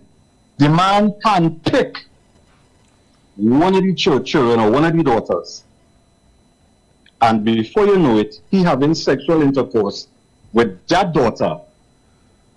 Daughter not saying nothing because she believes if she says anything, he will leave. And there goes food, our food. And most of the time umpires. And sometimes the mother even knows. Sometimes the mother comes to know and does nothing. Because that is a breadwinner. And that is a very sad case. And some of these young ladies grow up to hate men. Correct. Because of them. Correct. Because of they know what they suffer when they was younger, when they was smaller. They know the abuse that they endure. So when they grow up to hate men. Haters. And you see for them mothers who know what the daughter's going through this so-called, now I say so-called stepfathers, we create our stepfathers who are very, very good to the mother and the children. The children is like the own. Mm-hmm. But there are some so-called stepfathers out there coming to this home and target some of these young ladies, one or two of them, and they abuse them. Because I realize if I go, no more food in the house. Yeah. And that is a very sad case sometimes. And that is a reality. Have a good day, gentlemen. Thank you. Yes, Thank you, caller. And callers, please stay tuned because right after the break, we will have Dr. Gavin here live on the line, and we will discuss his views and his stance on the SOE, etc. So we'll dive back into that a bit. What happened to the interview with the Prime Minister? Well, we just awaited confirmation of the date, but we know that she will be a guest on the Third Empire show. Right. We just need the information. Production management is hearing us, so we will get the information.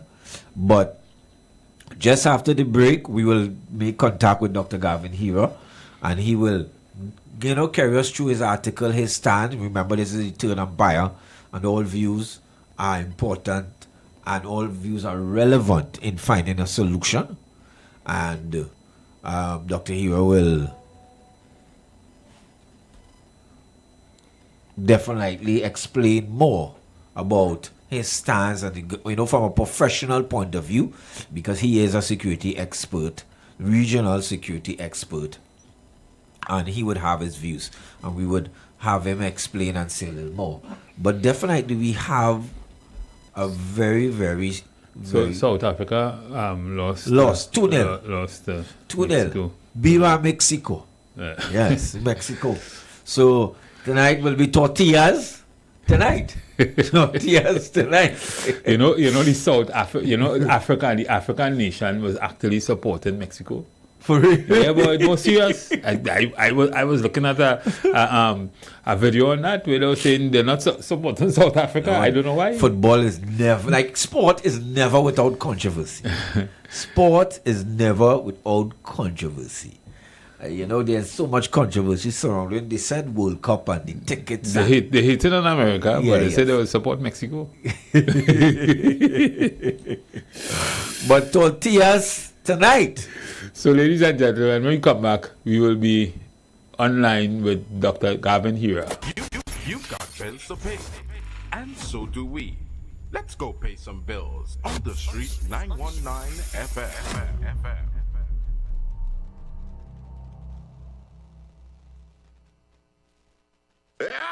Water is life. Don't waste it. Don't waste it. Don't waste it. Any little leak, we gon' fix it. We gon' fix it. We gon' fix it. So anyway you see a leak, the number to call is 800-4420 or 800-4426 and report the leaks. Iwer, George and Watson say, join the evolution to save water. Water is precious. Every drop of water counts. This message is brought to you by the Water and Sewerage Authority. Join us. A strictly local radio show, blazing the best positive hits out of TT. Hottest radio show. Welcome. You are now locked in. Every Saturday, 6 to 8 p.m., blazing the very best in Trinbago music and more, sending the heartbeat of the Twin Islands straight to the world. This service is a massive communication product that aims to provide a new media platform for local TT entrepreneurs. You're now locked into one of the hottest radio shows. Send us your voice notes or call in live and rep your district. Whether you're in East, West, North, South, or Sweet Tobago, this is your show, your sound, your culture. Hottest radio show. Strictly local. Hosted by the one and only DJ Flex 868. Don't miss it. Every Saturday, 6 to 8 p.m. Only on the streets 91.9 FM. The vibes, the culture, the sound of Trinbago. We blaze all the best in TT. Hashtag rep your district. Hi there, I'm Lester Suklal, inviting you to join me on the first, second, and third Saturday, 8:30 p.m. to 11 p.m. for the program Slow Gospel Music, and on the 4th and 5th Saturday from 8:30 p.m. for an extended version of Slow Gospel Music on Street 91.9 FM. Is a whole lot of flavor wrapped up in a twist. Some of them try to rap, but they don't rap like this. With crispy KFC tenders and lettuce and carrots and shredded tortilla embedded, perfect wherever you headed. Dripping with that creamy mayo and that mambo sauce. Let me tell them one more time to get my point across. It's a craveable, crunchable, movable, functional, flavorful meal that your taste buds must endorse. KFC, crunch twist, crunch twist. None of them, they don't make it like this. Introducing KFC's Crunch Twist, a flavorful wrap with a delicious difference for just $29.95. KFC, it's finger licking good. Share the live. Share the live. The Street 919 FM on Facebook and Instagram. Share the live. Iowa George on Instagram. Share the live. Iowa TV and Street TV on YouTube. Share the live. The Street 919 FM.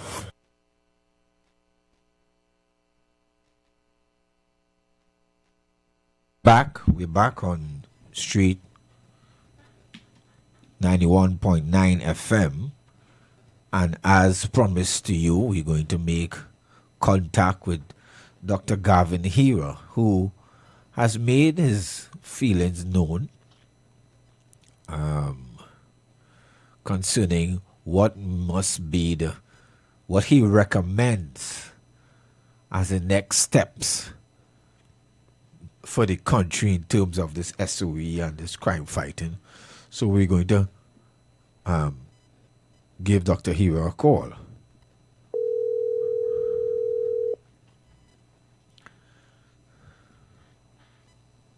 Hi, good evening. Good evening, Dr. Hira. How are you? I'm all right. Greetings to you and the team. Yes, you are live on 91.9 FM, program called The Third Empire. So we were just going through your article. Well, I guess it was your comments on the CNC brew.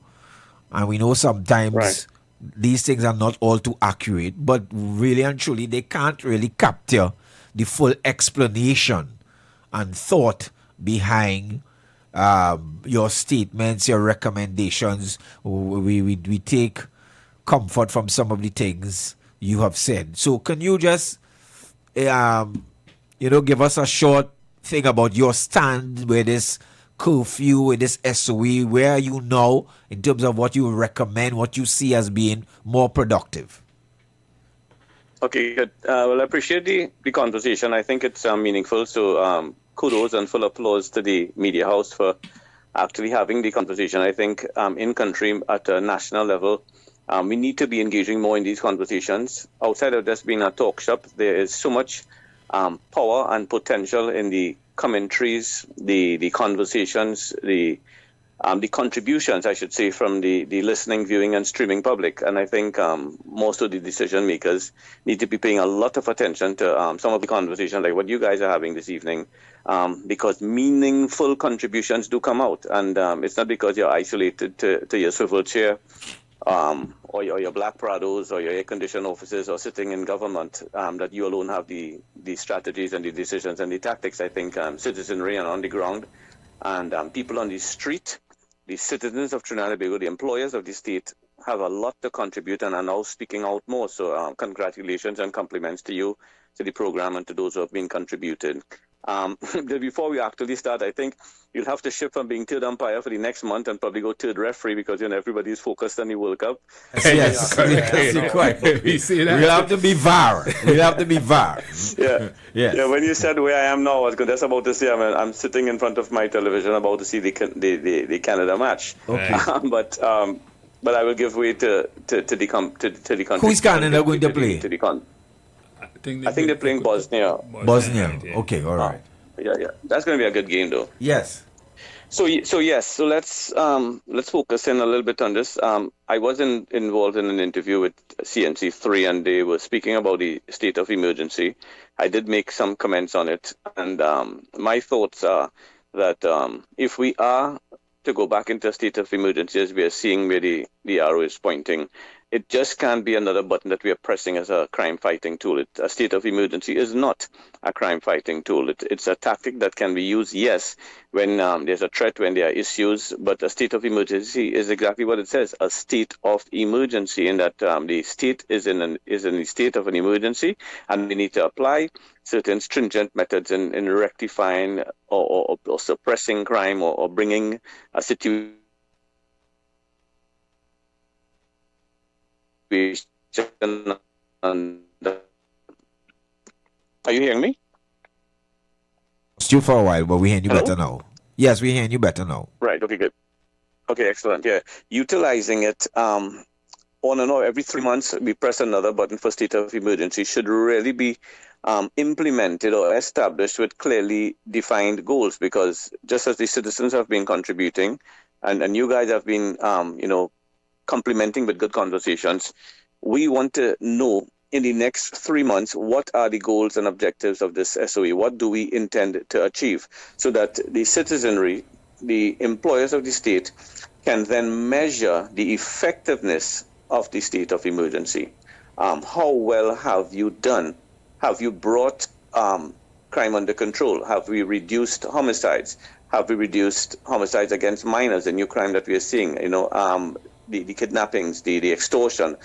What is the reduction, and are we seeing people placed behind bars? I'm not seeing PDOs now, because the PDOs are removing people off the street and keeping them incarcerated for a period. I'm saying further than that, are we seeing high-level investigations, arrests, treating also with corruption, transnational organized crime, some of the other issues of threat to the nation outside of the gang warfare, because that's just one level of the crime and criminality that you're dealing with. So those are one of my main comments. Let us establish an SOE then, not a problem, but let us state some clearly defined goals that are measurable by the citizenry, so that we can use that measuring rod to see that the effectiveness of this SOE has been proven based on us achieving the objectives that we stated we were going to achieve.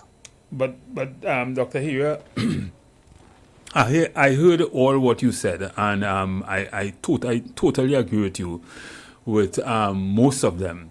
But I just wanted to, on the question of a curfew, if we are in day 297, and if I'm to take what you're saying, we have no data, nothing was gathered effectively to say why we should go into another state of emergency. How will a curfew help us?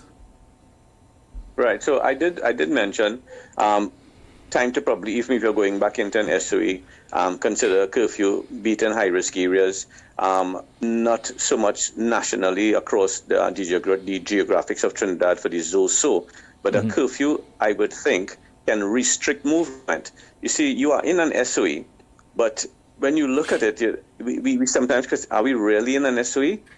Or no, or have we diluted, or have we watered down what really and truly is a state of emergency? I'm saying when movement is restricted, it can offer also command and control by law enforcement or by national security with regard to certain areas, involving also high-level operations. And I'm saying, again, not only targeting street-level crime and gang warfare, but all levels of crime that are threat to society, including high-level transnational organized crime. And the curfew, with the restriction of the movement, gives command and control over specific areas and, of course, specific targets. So I'm saying, if for us to really feel the effects or the brunt that we are operating in an SOE, then let's go for the curfew. Let's try it this time around. We've done all the SOEs, the normal SOEs, business as usual, wine and jam, hands in the air, we're in a SOE, fine. Let us carry it one level up, and let us apply now a curfew, be it periodic, be it temporary, but let us see how that now adds some effect to what we're hoping to achieve. So after this 3 months, would you recommend a further SOE? Well, as it says, what we are seeing is that whether I recommend it or not, they probably are going to go back into Parliament and seek another 3-month rotation, because they're using it as an opportunity to suppress crime, keep the stats low. Yeah, but we have to understand something. But that can't be a crime plan. Well, maybe it's a crime plan. I can't say. I don't have the salary range to say that. But what I can say, however, is that the hard-working law enforcement officers who are at the grind day in, day out, 24 on, 24 hours, 48 on, sometimes no off, have been pushing it very, very hard from way back as COVID. And there haven't been much breathing. There haven't been much space. And these are people who are also facing socioeconomic issues, health issues, relationship issues, children issues, facing the grocery shelves, the increased prices, who are also dealing with some of the stuff that have been withheld and promised and not awarded. They are also the same human being that we are asking to be out there as the guard keepers, as the gatekeepers, as the those who are out there holding the ground.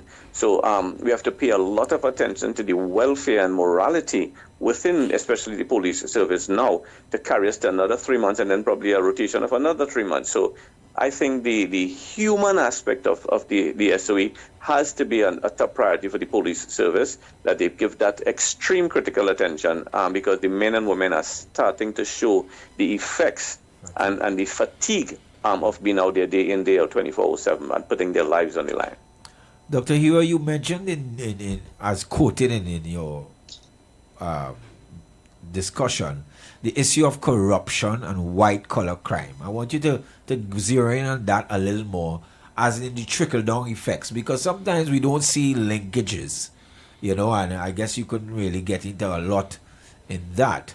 But I want you to tell us how do you feel, or how do you envisage just having an effect on criminal activity on a whole, on a full scale? Yeah, well, what we have to understand is that if we are about operation cleanup and we are about restoring our nation, our beloved country, Trinidad and Tobago, back to a stability of safety and security, a semblance of safety and security, a hope that we can, walk our streets and do what we are accustomed doing, be it recreationally, socially, or even professionally. And you don't have to look over your back or have 5 locks on your door or study if you're going to be carjacked or kidnapped or extorted if you're starting a little business. The aspect of if we are in that mode of restoration, it is not only the level of the gang warfare and those with the guns and the shooting. That is one aspect, and I'm not saying that is not important. That's very important for us to clean up also. But we have to also look at the aspect of how corruption, the aspects of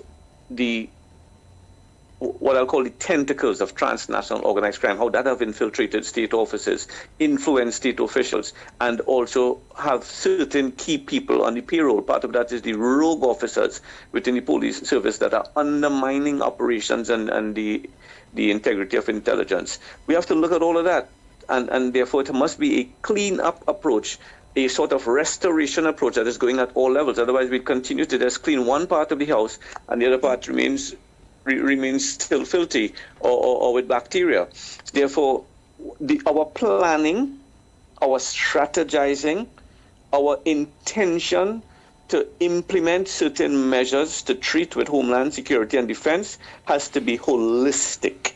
And that means high-level people who continue to be or portray or mask or even have presented themselves as untouchables have to become now touchables. We cannot show fear that these people can be brought before the courts. Our investigations have to now go to the level where we have boasted in certain other quadrants that we have support of our US partners, our European partners, our big brother counterparts. Then let us engage them with high-level technologically driven investigations forensically so that we can look in depth, a deep dive into corruption and utilize some of the science of policing that are available to us through our international systems and go hard at corruption, go hard at those who are continuing to milk the state of millions of dollars. And it trickles, you said it, you were quite correct, it trickles right down to the man on the ground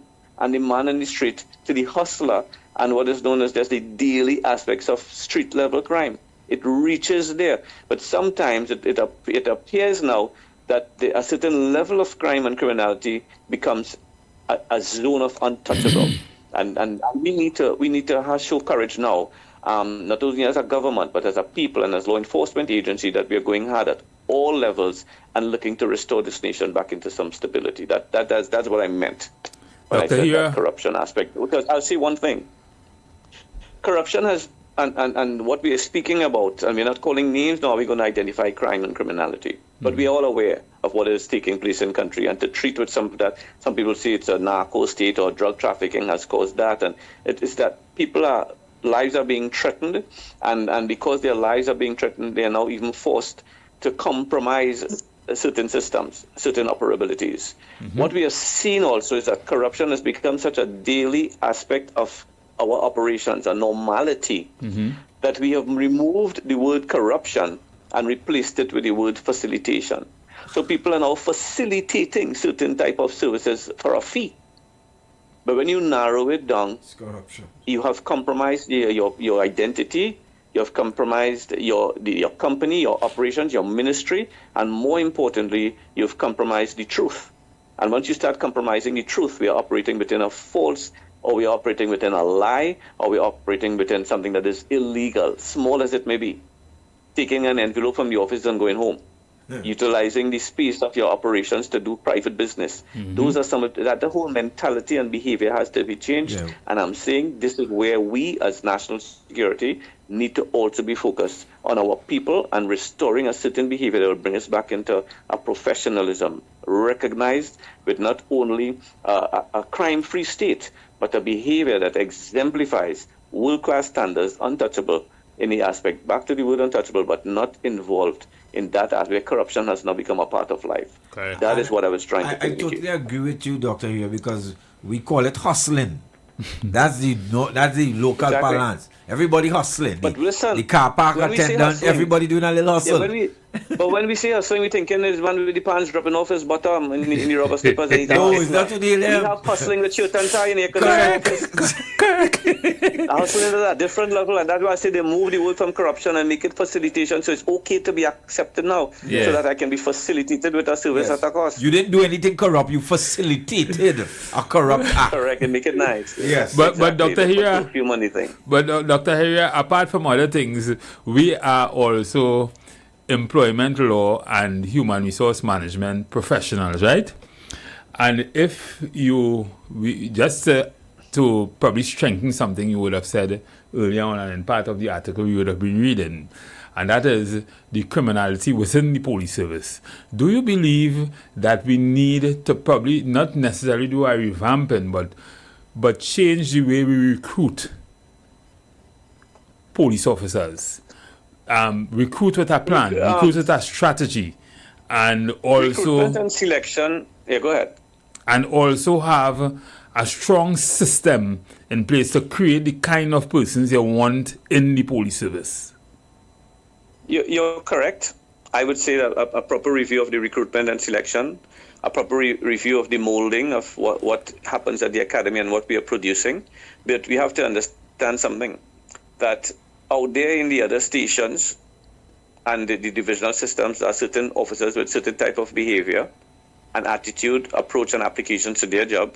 And some of these recruits come out lily white, bright-eyed and bushy-tailed and ready to go out there and do the job. Correct. You know, clean and ready to go, sanitized through an academy that is that has an intellect and a high level of training and development and readiness.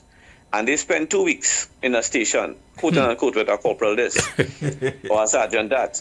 And within 2 weeks, everything I learned in the academy went through. You see what you learn in the academy? This is real here. Correct. You see what you learn in the academy? Forget that. You see, this is my station. You operate in what I tell you to do. And that's it. The academy takes a walk, you know. A senior retired officer told me not long ago. He said a good officer is an endangered species in the police service. Because of course, because we have the infiltration of what is. You see, there's a term that could make you win a case in law, you know. You could go to court and win the case on what I'm about to tell you. Practice over a period unmolested becomes law. And when we allow a certain practice to go unmolested, unchanged, untouched, we now give credence, we give oxygen to a certain type of behavior out there, within the police system that is now the way of life. Now, mind you, there are excellent officers outside there who are sticking to the book and doing what they want, but it's a rare breed, just as you rightfully said. So maybe the conversation we need to be having here now is it time that we have something else that probably shows its head now in the center that can conduct law enforcement and special operations and certain type of activities in the country outside of the police service with the same powers to be able to carry out some of these high-level investigations that is not exposed towards or is insulated, I should say, from the corruption or the rogue officers. Maybe we need to see a special type of unit. We had it with the Special Anti-Crime Unit. We saw where that was going. We saw the effects of that and how powerful that tool was. So I'm saying we have to look at how the environment has shifted incrementally. But we are not shifting incrementally. We are still going at the same old. We cannot be using plasters for gunshot wounds or Band-Aid for gunshot wounds. The thing has changed, and therefore maybe a certain specialized system that has its own recruitment, that has its own selection, its own vetting, and you are insulated from what is happening out there. Allow the police to continue to do what they have to do at the divisional level. There is always going to be law enforcement and crime fighting at the divisional level, but maybe it's time to probably look at something else now to deal with the high level aspects of criminality that we are also facing as a country, and treat with that specialized unit now with the powers and authority to carry out its mandate. And what's your take on body cam as an extra layer of accountability? I'm saying we're behind the 8 ball on that because we should. It is necessary to have body cams. Body cams is also a protection of the officer wearing it, and not so much as a device that is going to incriminate him. We have to look because at it there seems to be a kind of resistance from some of the higher ups. Yeah, well, against that. Again, it is because it's our exposure, and we can't be speaking one level of elevating our standards and processes, and then at the other time we are feeling or resisting to wear body cams, and we can't be making foolish excuses and not sounding right when it comes to that either. And I go further to say that body cams also should be worn by the prison services and the members of the defense force. Correct. It is an aspect of protecting the officer. It is an aspect of capturing vital information, and more importantly, dash cams on vehicles and capturing crime scenes when you arrive on a crime scene or you're a first responder. Yeah. That is very, very important. We have moved to a high-level, technologically driven aspect of national security and crime fighting, and that is but just one tool in that whole sphere. And Dr. Iwer, you're so correct, because I do have an acquaintance, a friend who is a high-level military officer, and he said to me he dislikes joint army and police patrols. He said when they do joint patrols, his soldiers learn all the wrong things. And those patrols, they are at the behest of the police. Police are doing their work. But when you see what they do, your young soldiers who just come out of the barracks learn all the wrong things, all the things they're not supposed to be doing. So he is also afraid of sometimes that influence that, these young recruits or these people get by their seniors. And it's juniors following seniors. It becomes an inoculation in the system. And he's quite correct, I'm sure, because he's passionate about the what I'll call the doctrine and the ideology of the defense force, more so the army. Yes. And I'm not saying that the army can't be out there supporting the police, but I'm saying more importantly, the army also has to understand that we are army. Yes. We are Navy, we are airmen, and that is who we are. And aid to the civil power will always be there, especially in a state of emergency. Yes. But I think the powers that B needs to understand now that are we removing that whole muscle of what the defense force really stands for by allowing them to be support to the police officers. Joint patrols are necessary for certain type of operation. I'm not saying, but it has become now a part of law enforcement, a part of crime fighting. You're now detached to a police station, and a lot of these young soldiers, young airmen, young Coast Guard are now thinking they're more police than defense force, to be quite truthful. So we are facing a situation where we have to make some decisions, but we have to ask what if. We have to ask what if questions. We have to look at the consequences. We also have to re-strategize our approach. And some of the comments you would hear me make is not that, hey, we're going into the next curfew. What's wrong with Dr. Iraq? Next curfew, we done shouldn't happen. So it's not that. It's that sometimes you have to make decisions that must spell out to a result. And that result must identify an objective. And that objective must relate towards restoring Trinidad. What is the main aim? I would love someone to go on some sort of press conference or stand in the halls of Parliament and indicate this is our main aim. And from the main aim is broken down into the objectives and the goals we intend to achieve.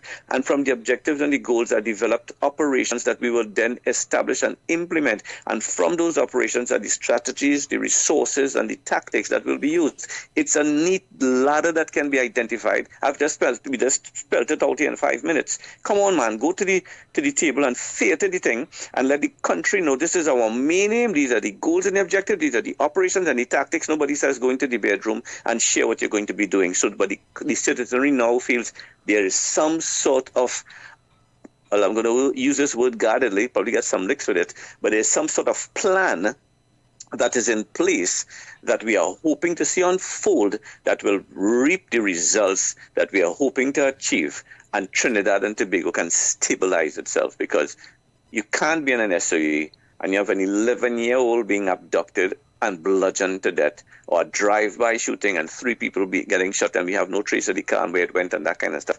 Come on, man. We need to get to a space where we are serious about restoring this thing, bringing back control of these streets, and that has to be at a level where we are going at all of the tiers, all of the levels of crime and criminality in country, and not just street level, because if we clean up the streets, if we clean up those gangs and the gang leaders, we still have a crime and a criminality that is existing that will eventually infiltrate the ground again, and you'll have the street crime showing itself. So that is why we have to look at this thing holistically, and we have to put all hands on deck and strategize this thing in a theater of operations, ask the what if questions, look and see what are some of the consequences, and include the experts. If you have a surgery to do, know who are the good surgeons and bring them on board. Yes. It's simple as that. That's what I'm saying. This is a national aspect. This should never be political nor be governmental. This is an aspect of, if we have to, and I was just telling the wife, to be quite truthful, Trinidad and Tobago, and we're looking at Canada going and play. I said, we're supposed to be in this World Cup. This is CONCACAF hosting this World Cup, But we never adjusted the game. We never fixed the thing after Germany. Yeah. It was house and for everybody and a thing and a fet and a this and a that, and nobody studied about the next World Cup. Yes. You understand what I'm saying? And that is the issue. We will continue to press SOE buttons if we don't study Trinidad and Tobago 5-10 years down the road. And this is what I'm saying. Guys, it's been a great conversation, but I have to unplug now. Definitely, Dr. Iwer. We realize we have taken up 25 minutes of your match time. Do have a good match, and we will talk at another time. Yes. Thank you for it's been speaking an honor. with us. Again, congratulations and a great conversation. Good evening, Trinidad and Tobago. We are not the same Trinidad and Tobago, so be safe and please maintain and escalate your vigilance. Dr. Iwer, who are you backing for this match here? You're going to watch? Well, I CONCACAF, I had to go with Canada. All right, to see Canada. CONCACAF all the way. You're showing Mexico's game was excellent. Yes. So we had to continue to back our people. Correct. We're not in there, but we're in there. Yes, I agree. Thank you. Have a good afternoon, Dr. Okay. Iwer. Blessings. One takeaway I got from what he was saying there, and not only what he was saying there, but what we've been saying for some time now with respect to the police service. I remember that show, Men of Honor. I don't know if I remember that show when the Admiral came and he was against a black man becoming a Navy diver. And he said to the captain, he said 2 drops of machine oil can contaminate the drinking water of an entire ship.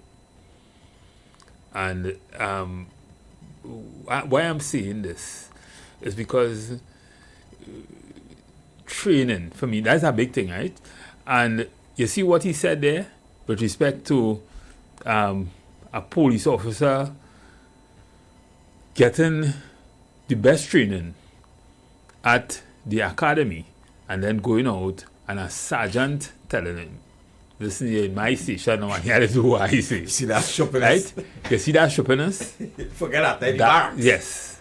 No, but the thing is, it is exactly what we're saying. Yeah. We have to find a way to fix the police service because it's no sense giving them the best training. And when they go out there, they have to do the same thing that almost like cognitive dissonance. Tell them how they must speak up, comply, and then complain. Yes. So all this foolishness. We have to find a way to integrate. It's either we have a separate system or a parallel system or something. We have to find a way. All these old police who they have a lot of institutional knowledge, but certainly we're not getting what we need to get from the police service in Trinidad and Tobago.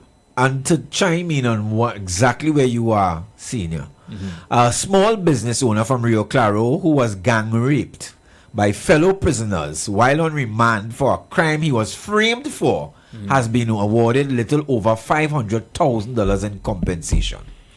Delivering a judgment last month, High Court Judge Margaret Mohammed upheld the malicious prosecution, false imprisonment, and assault and battery case brought by the man whose identity was withheld, obviously, based on the sexual assault claims upheld in the lawsuit. The lawsuit stemmed by an arrest by police June the 14th, 2017. The man who had just finished speaking to a customer about agricultural produce at his roadside stall when two police officers arrived in a marked police vehicle. He claimed that the officers questioned him over his presence in the area before arresting him. He alleged that the officers drove to a shop in the area and the owner was asked to confirm whether he had robbed there the earlier the day. So they say how they doing police investigation. Is he? He claimed that although the woman claimed that the robbery was committed by two men from outside the community, he remained under arrest and was taken to a deserted area where he was beaten by the two officers. Yeah, I know for a case like this, just like this. Wow. He claimed that he was taken to the Rio Claro police station and placed in an unsanitary cell. He was eventually taken for medical treatment at a health center before being charged with armed robbery. Wow, that escalated quickly. He spent almost 2 months on remand at Golden Grove State Prison in Aruca before he was able to access bail. He claimed that while on remand, he was repeatedly attacked by fellow prisoners who raped him. However, he admitted that he did not report the attack to the prison officers because he was in fear for his life. He made numerous court appearances before the charges were dismissed based on no case submission held by his attorney. In the lawsuit, the man claimed that he is still traumatized over what transpired with the police officers and in the prison. He contended that his injuries are physical, emotional, psychological, and have led to a breakdown of his marriage, as well as struggle with suicide. That's criminal, and I think they want to make you want to come out of prison and destroy people. In determining the case, Justice Mohammed rejected the claims of being beaten by the police officers after he was arrested. As she noted, his medical reports from the health center did not support his assertion. However, she found that the police officers did not have reasonable or probable cause to arrest him and charge him for robbery and inferred malice from their actions. It was clear to me that PC Charles and PC Abraham deliberately fabricated a story to place the claimant at Chapman's shop at the time of the robbery when there was no shred of evidence to support he was present at the material time, she said. She also upheld claims over sexual assault in the prison despite the lack of prison and medical reports, stating that the evidence was unshaken by his testimony. Justice Mohammed said it was not plausible that the claimant would make an allegation of sexual assault while he was at a prison subject himself to rigorous cross-examination if there was no truth to his assertion. She also stated that his claim that he did not seek medical injuries after leaving the prison because he was embarrassed and took herbal remedies from his now deceased grandmother was acceptable. Oh, he was pregnant? Wow. Justice Mohammed ordered interest on the compensation that he paid, $65,000 in legal costs in the civil suit. Good afternoon, caller. Good afternoon. Good afternoon, gentlemen, and good afternoon. You know, yes, sir. Yes, sir. But at this stage, you're supposed to be surprised. Because you're not able to where the fact mistake was told. Caller, we're not hearing you too clearly, caller. You're echoing and the reception. Yeah, reception is a bit wild. Alright, I'll try back. Are you on a headset or something? No. Okay, well, try back. Good afternoon, caller. Good afternoon, Mr. Matheson and Mr. Rolox. Yes, good afternoon, sir. You had a very interesting, discussion there with Dr. Iwer. Yes. And I think it begs the question as to whether the police, as currently constituted, has the capacity to deal with the crime problem in this country. Is there a need for, and you mentioned it, that it's the country is at war with itself. Wow. And you need to look at those people, the expertise, those people, the talented people, and pull them together to come up with some sort of plan or some sort of, to deal with the problem. The police, as it is, my assessment is that they're really not capable of dealing with this situation. They need help. They may be doing their best, but I think that much more is needed. And I'm saying that in time of war, when Britain was at war in the 1930s, 45 and whatnot, you have people like Churchill and other people, Eden and all these people coming together to take on a challenge to the state. And all these people came together, they joined together to deal with a problem which we otherwise may not have been able to deal with successfully. Yes. So I'm saying you have a lot of talented people in this country here, like Iwer. I don't know, you have to forget about the politics. You have to forget about your personal ego and what is in the interest of the country.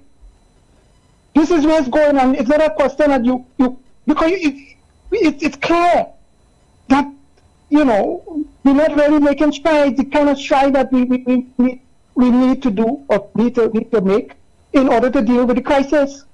It is clear. So try and get the talented people that you have and bring them together, pull them together, probably as a team or task force or whatever it is, whatever committee you have, advisory committee, to deal with this problem. Otherwise you just fiddling there. You're gonna have state of emergency and come back with state of emergency. Come up with persons, the bright minds, and come together, develop a plan, and go headlong into this situation here. And I think you'll get better respect because people will see that you're serious. Yeah. You really want to do it because you have a plan, you have people, you've got the best minds. Because certainly, as I said yesterday, the same people who've been there for the last 15, 20 years, and you can't solve the problem. In the last 10 years, you had 5,420 murders, and this thing seemed to be unabated. So I just beg in the powers that be, You don't have to listen to me. I just a small fry here, like everybody else. And, I just given my views. But I'm saying that I agree with what Dr. Iwer is saying. And I think that when I look at what is taking place and like Rome is burning and just fiddling, and we see it, that they're really able with that. Some people saying that they burn out. They can't make it again because after COVID they did this thing. So how long you will go on with that for? How long? How long would they be able to withstand the pressures? So, partner, come together, get these people together, get your best minds, your expert in security and whatnot. Those people who have been tried and tested. Don't let talent waste. If you have to bring back this woman who was here, I think she's doing well internationally. I think her name is Cummings or what. Get those people. Yes. Get those people. They are nationals. And they would want to contribute to the improvement of this country. Because all this taking place there is a fiddle and it's the same thing over and over and over and over and over. No progress. So that is all I really want to say, and I must thank Mr. Iwer and also your goodly selves over the months in terms of educating the public and bringing the issues closer to them so that they understand it. Yes. And don't play politics with it. Because you're not playing politics, You don't play politics with your life, No. Because when things get out of hand, nobody knows who will be next. Correct.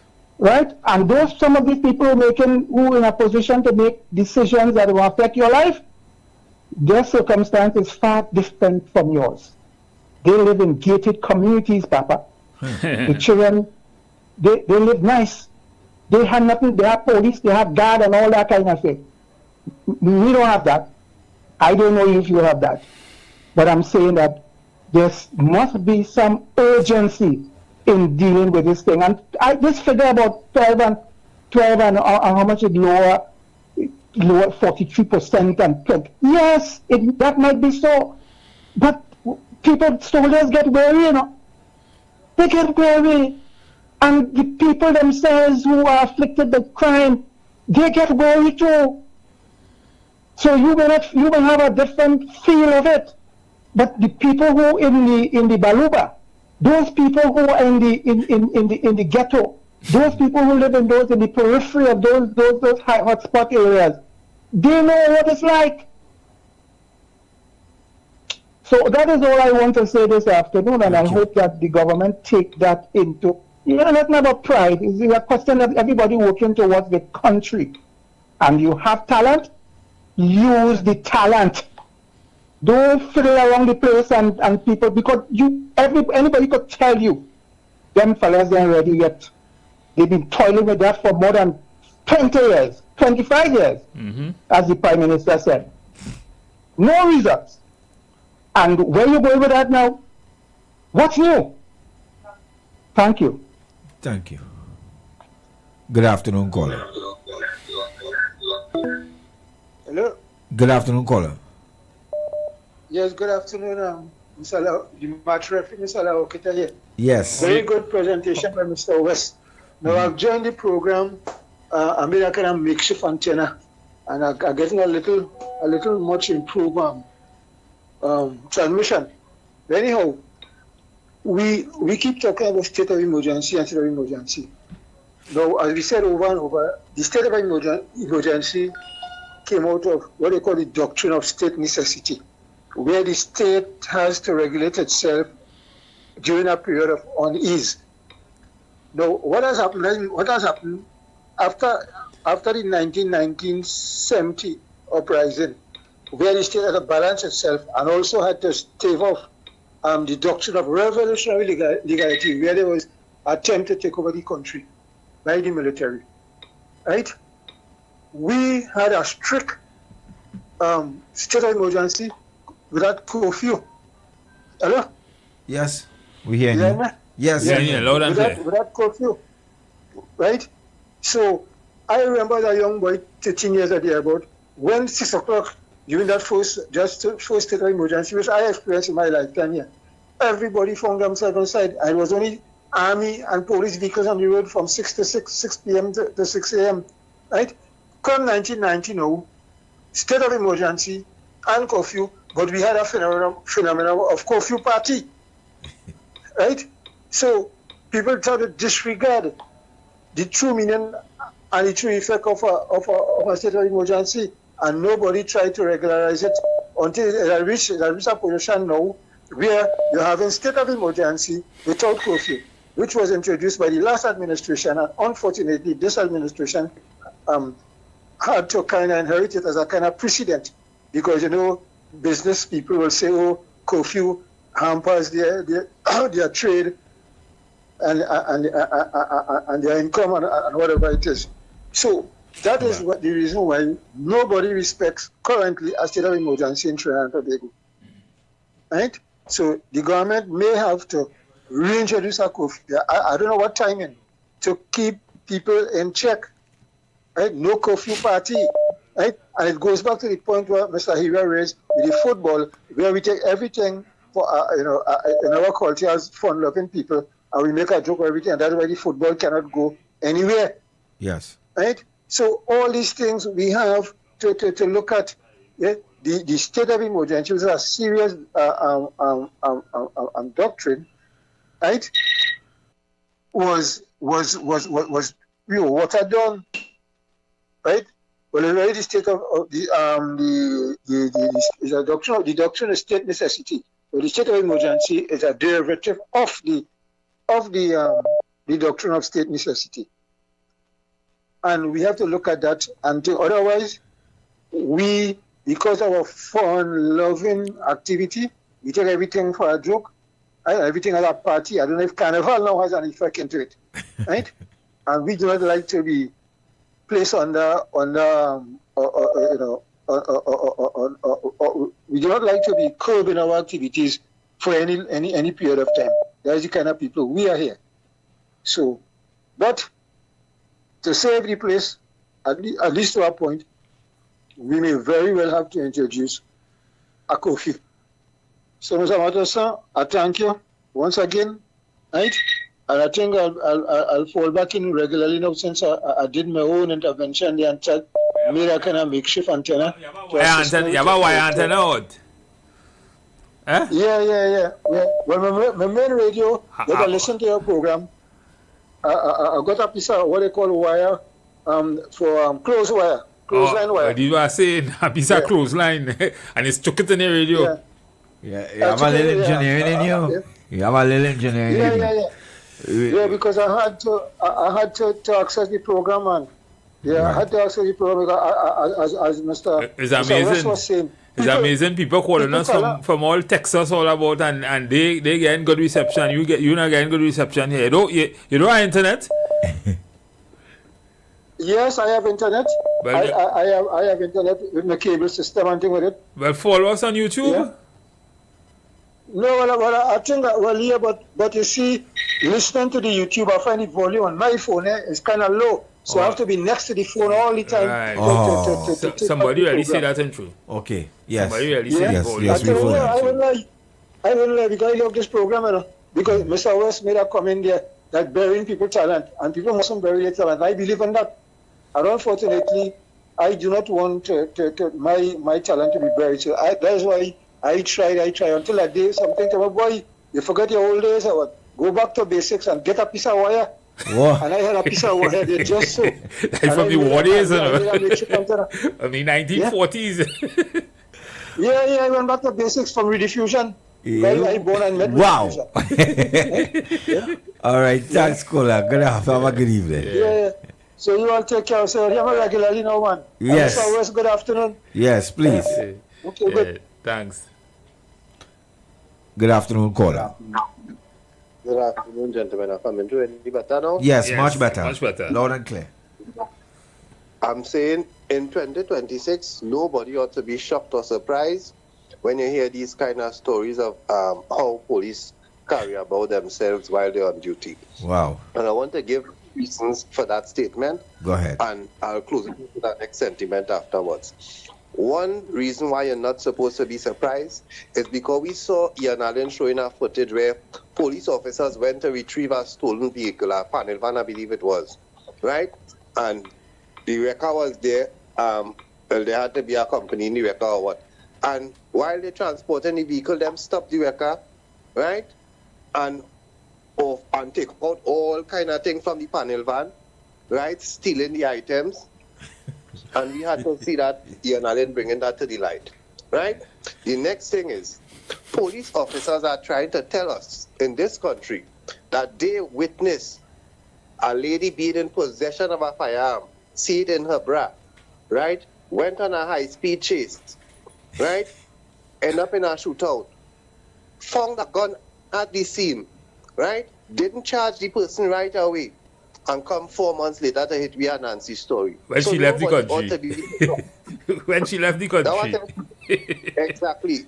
So nobody ought to be surprised, right? Because this will be the first instance where police are saying that they proceeded in not charging somebody, right? When they found that firearm at the scene and also had knowledge of the person being in possession of the firearm since up in Maloney. Right? But here is the most troubling part among all these facts. These are the same officers that the government is asking to give more overwhelming powers to. It is not that the police service is going to sift out their members and say, all right, these good ones here, they will have the extra powers, but the rogue officers, or they will not have that extra powers to continue doing what all they have been engaging in. And one of the key things that, I can't remember if it was Mr. Hebrew or one of you gentlemen said it, is we have to accept things for what they really are. And there is a refusal by the police service to accept that. When it is convenient, there's a refusal by our politicians to accept what the facts are. And this is the reason why we cannot deal with what we are faced with. Because they do not want to accept the facts. They are so concerned with image, right? And the thing is, they don't even understand the damage that is being done to the image when you do not want to accept things for how it is. You're just kicking the can further down the road, kicking the can, putting a plaster on the saw, putting a plaster on the saw. I mean, by now, we're supposed to all know what that is a recipe for.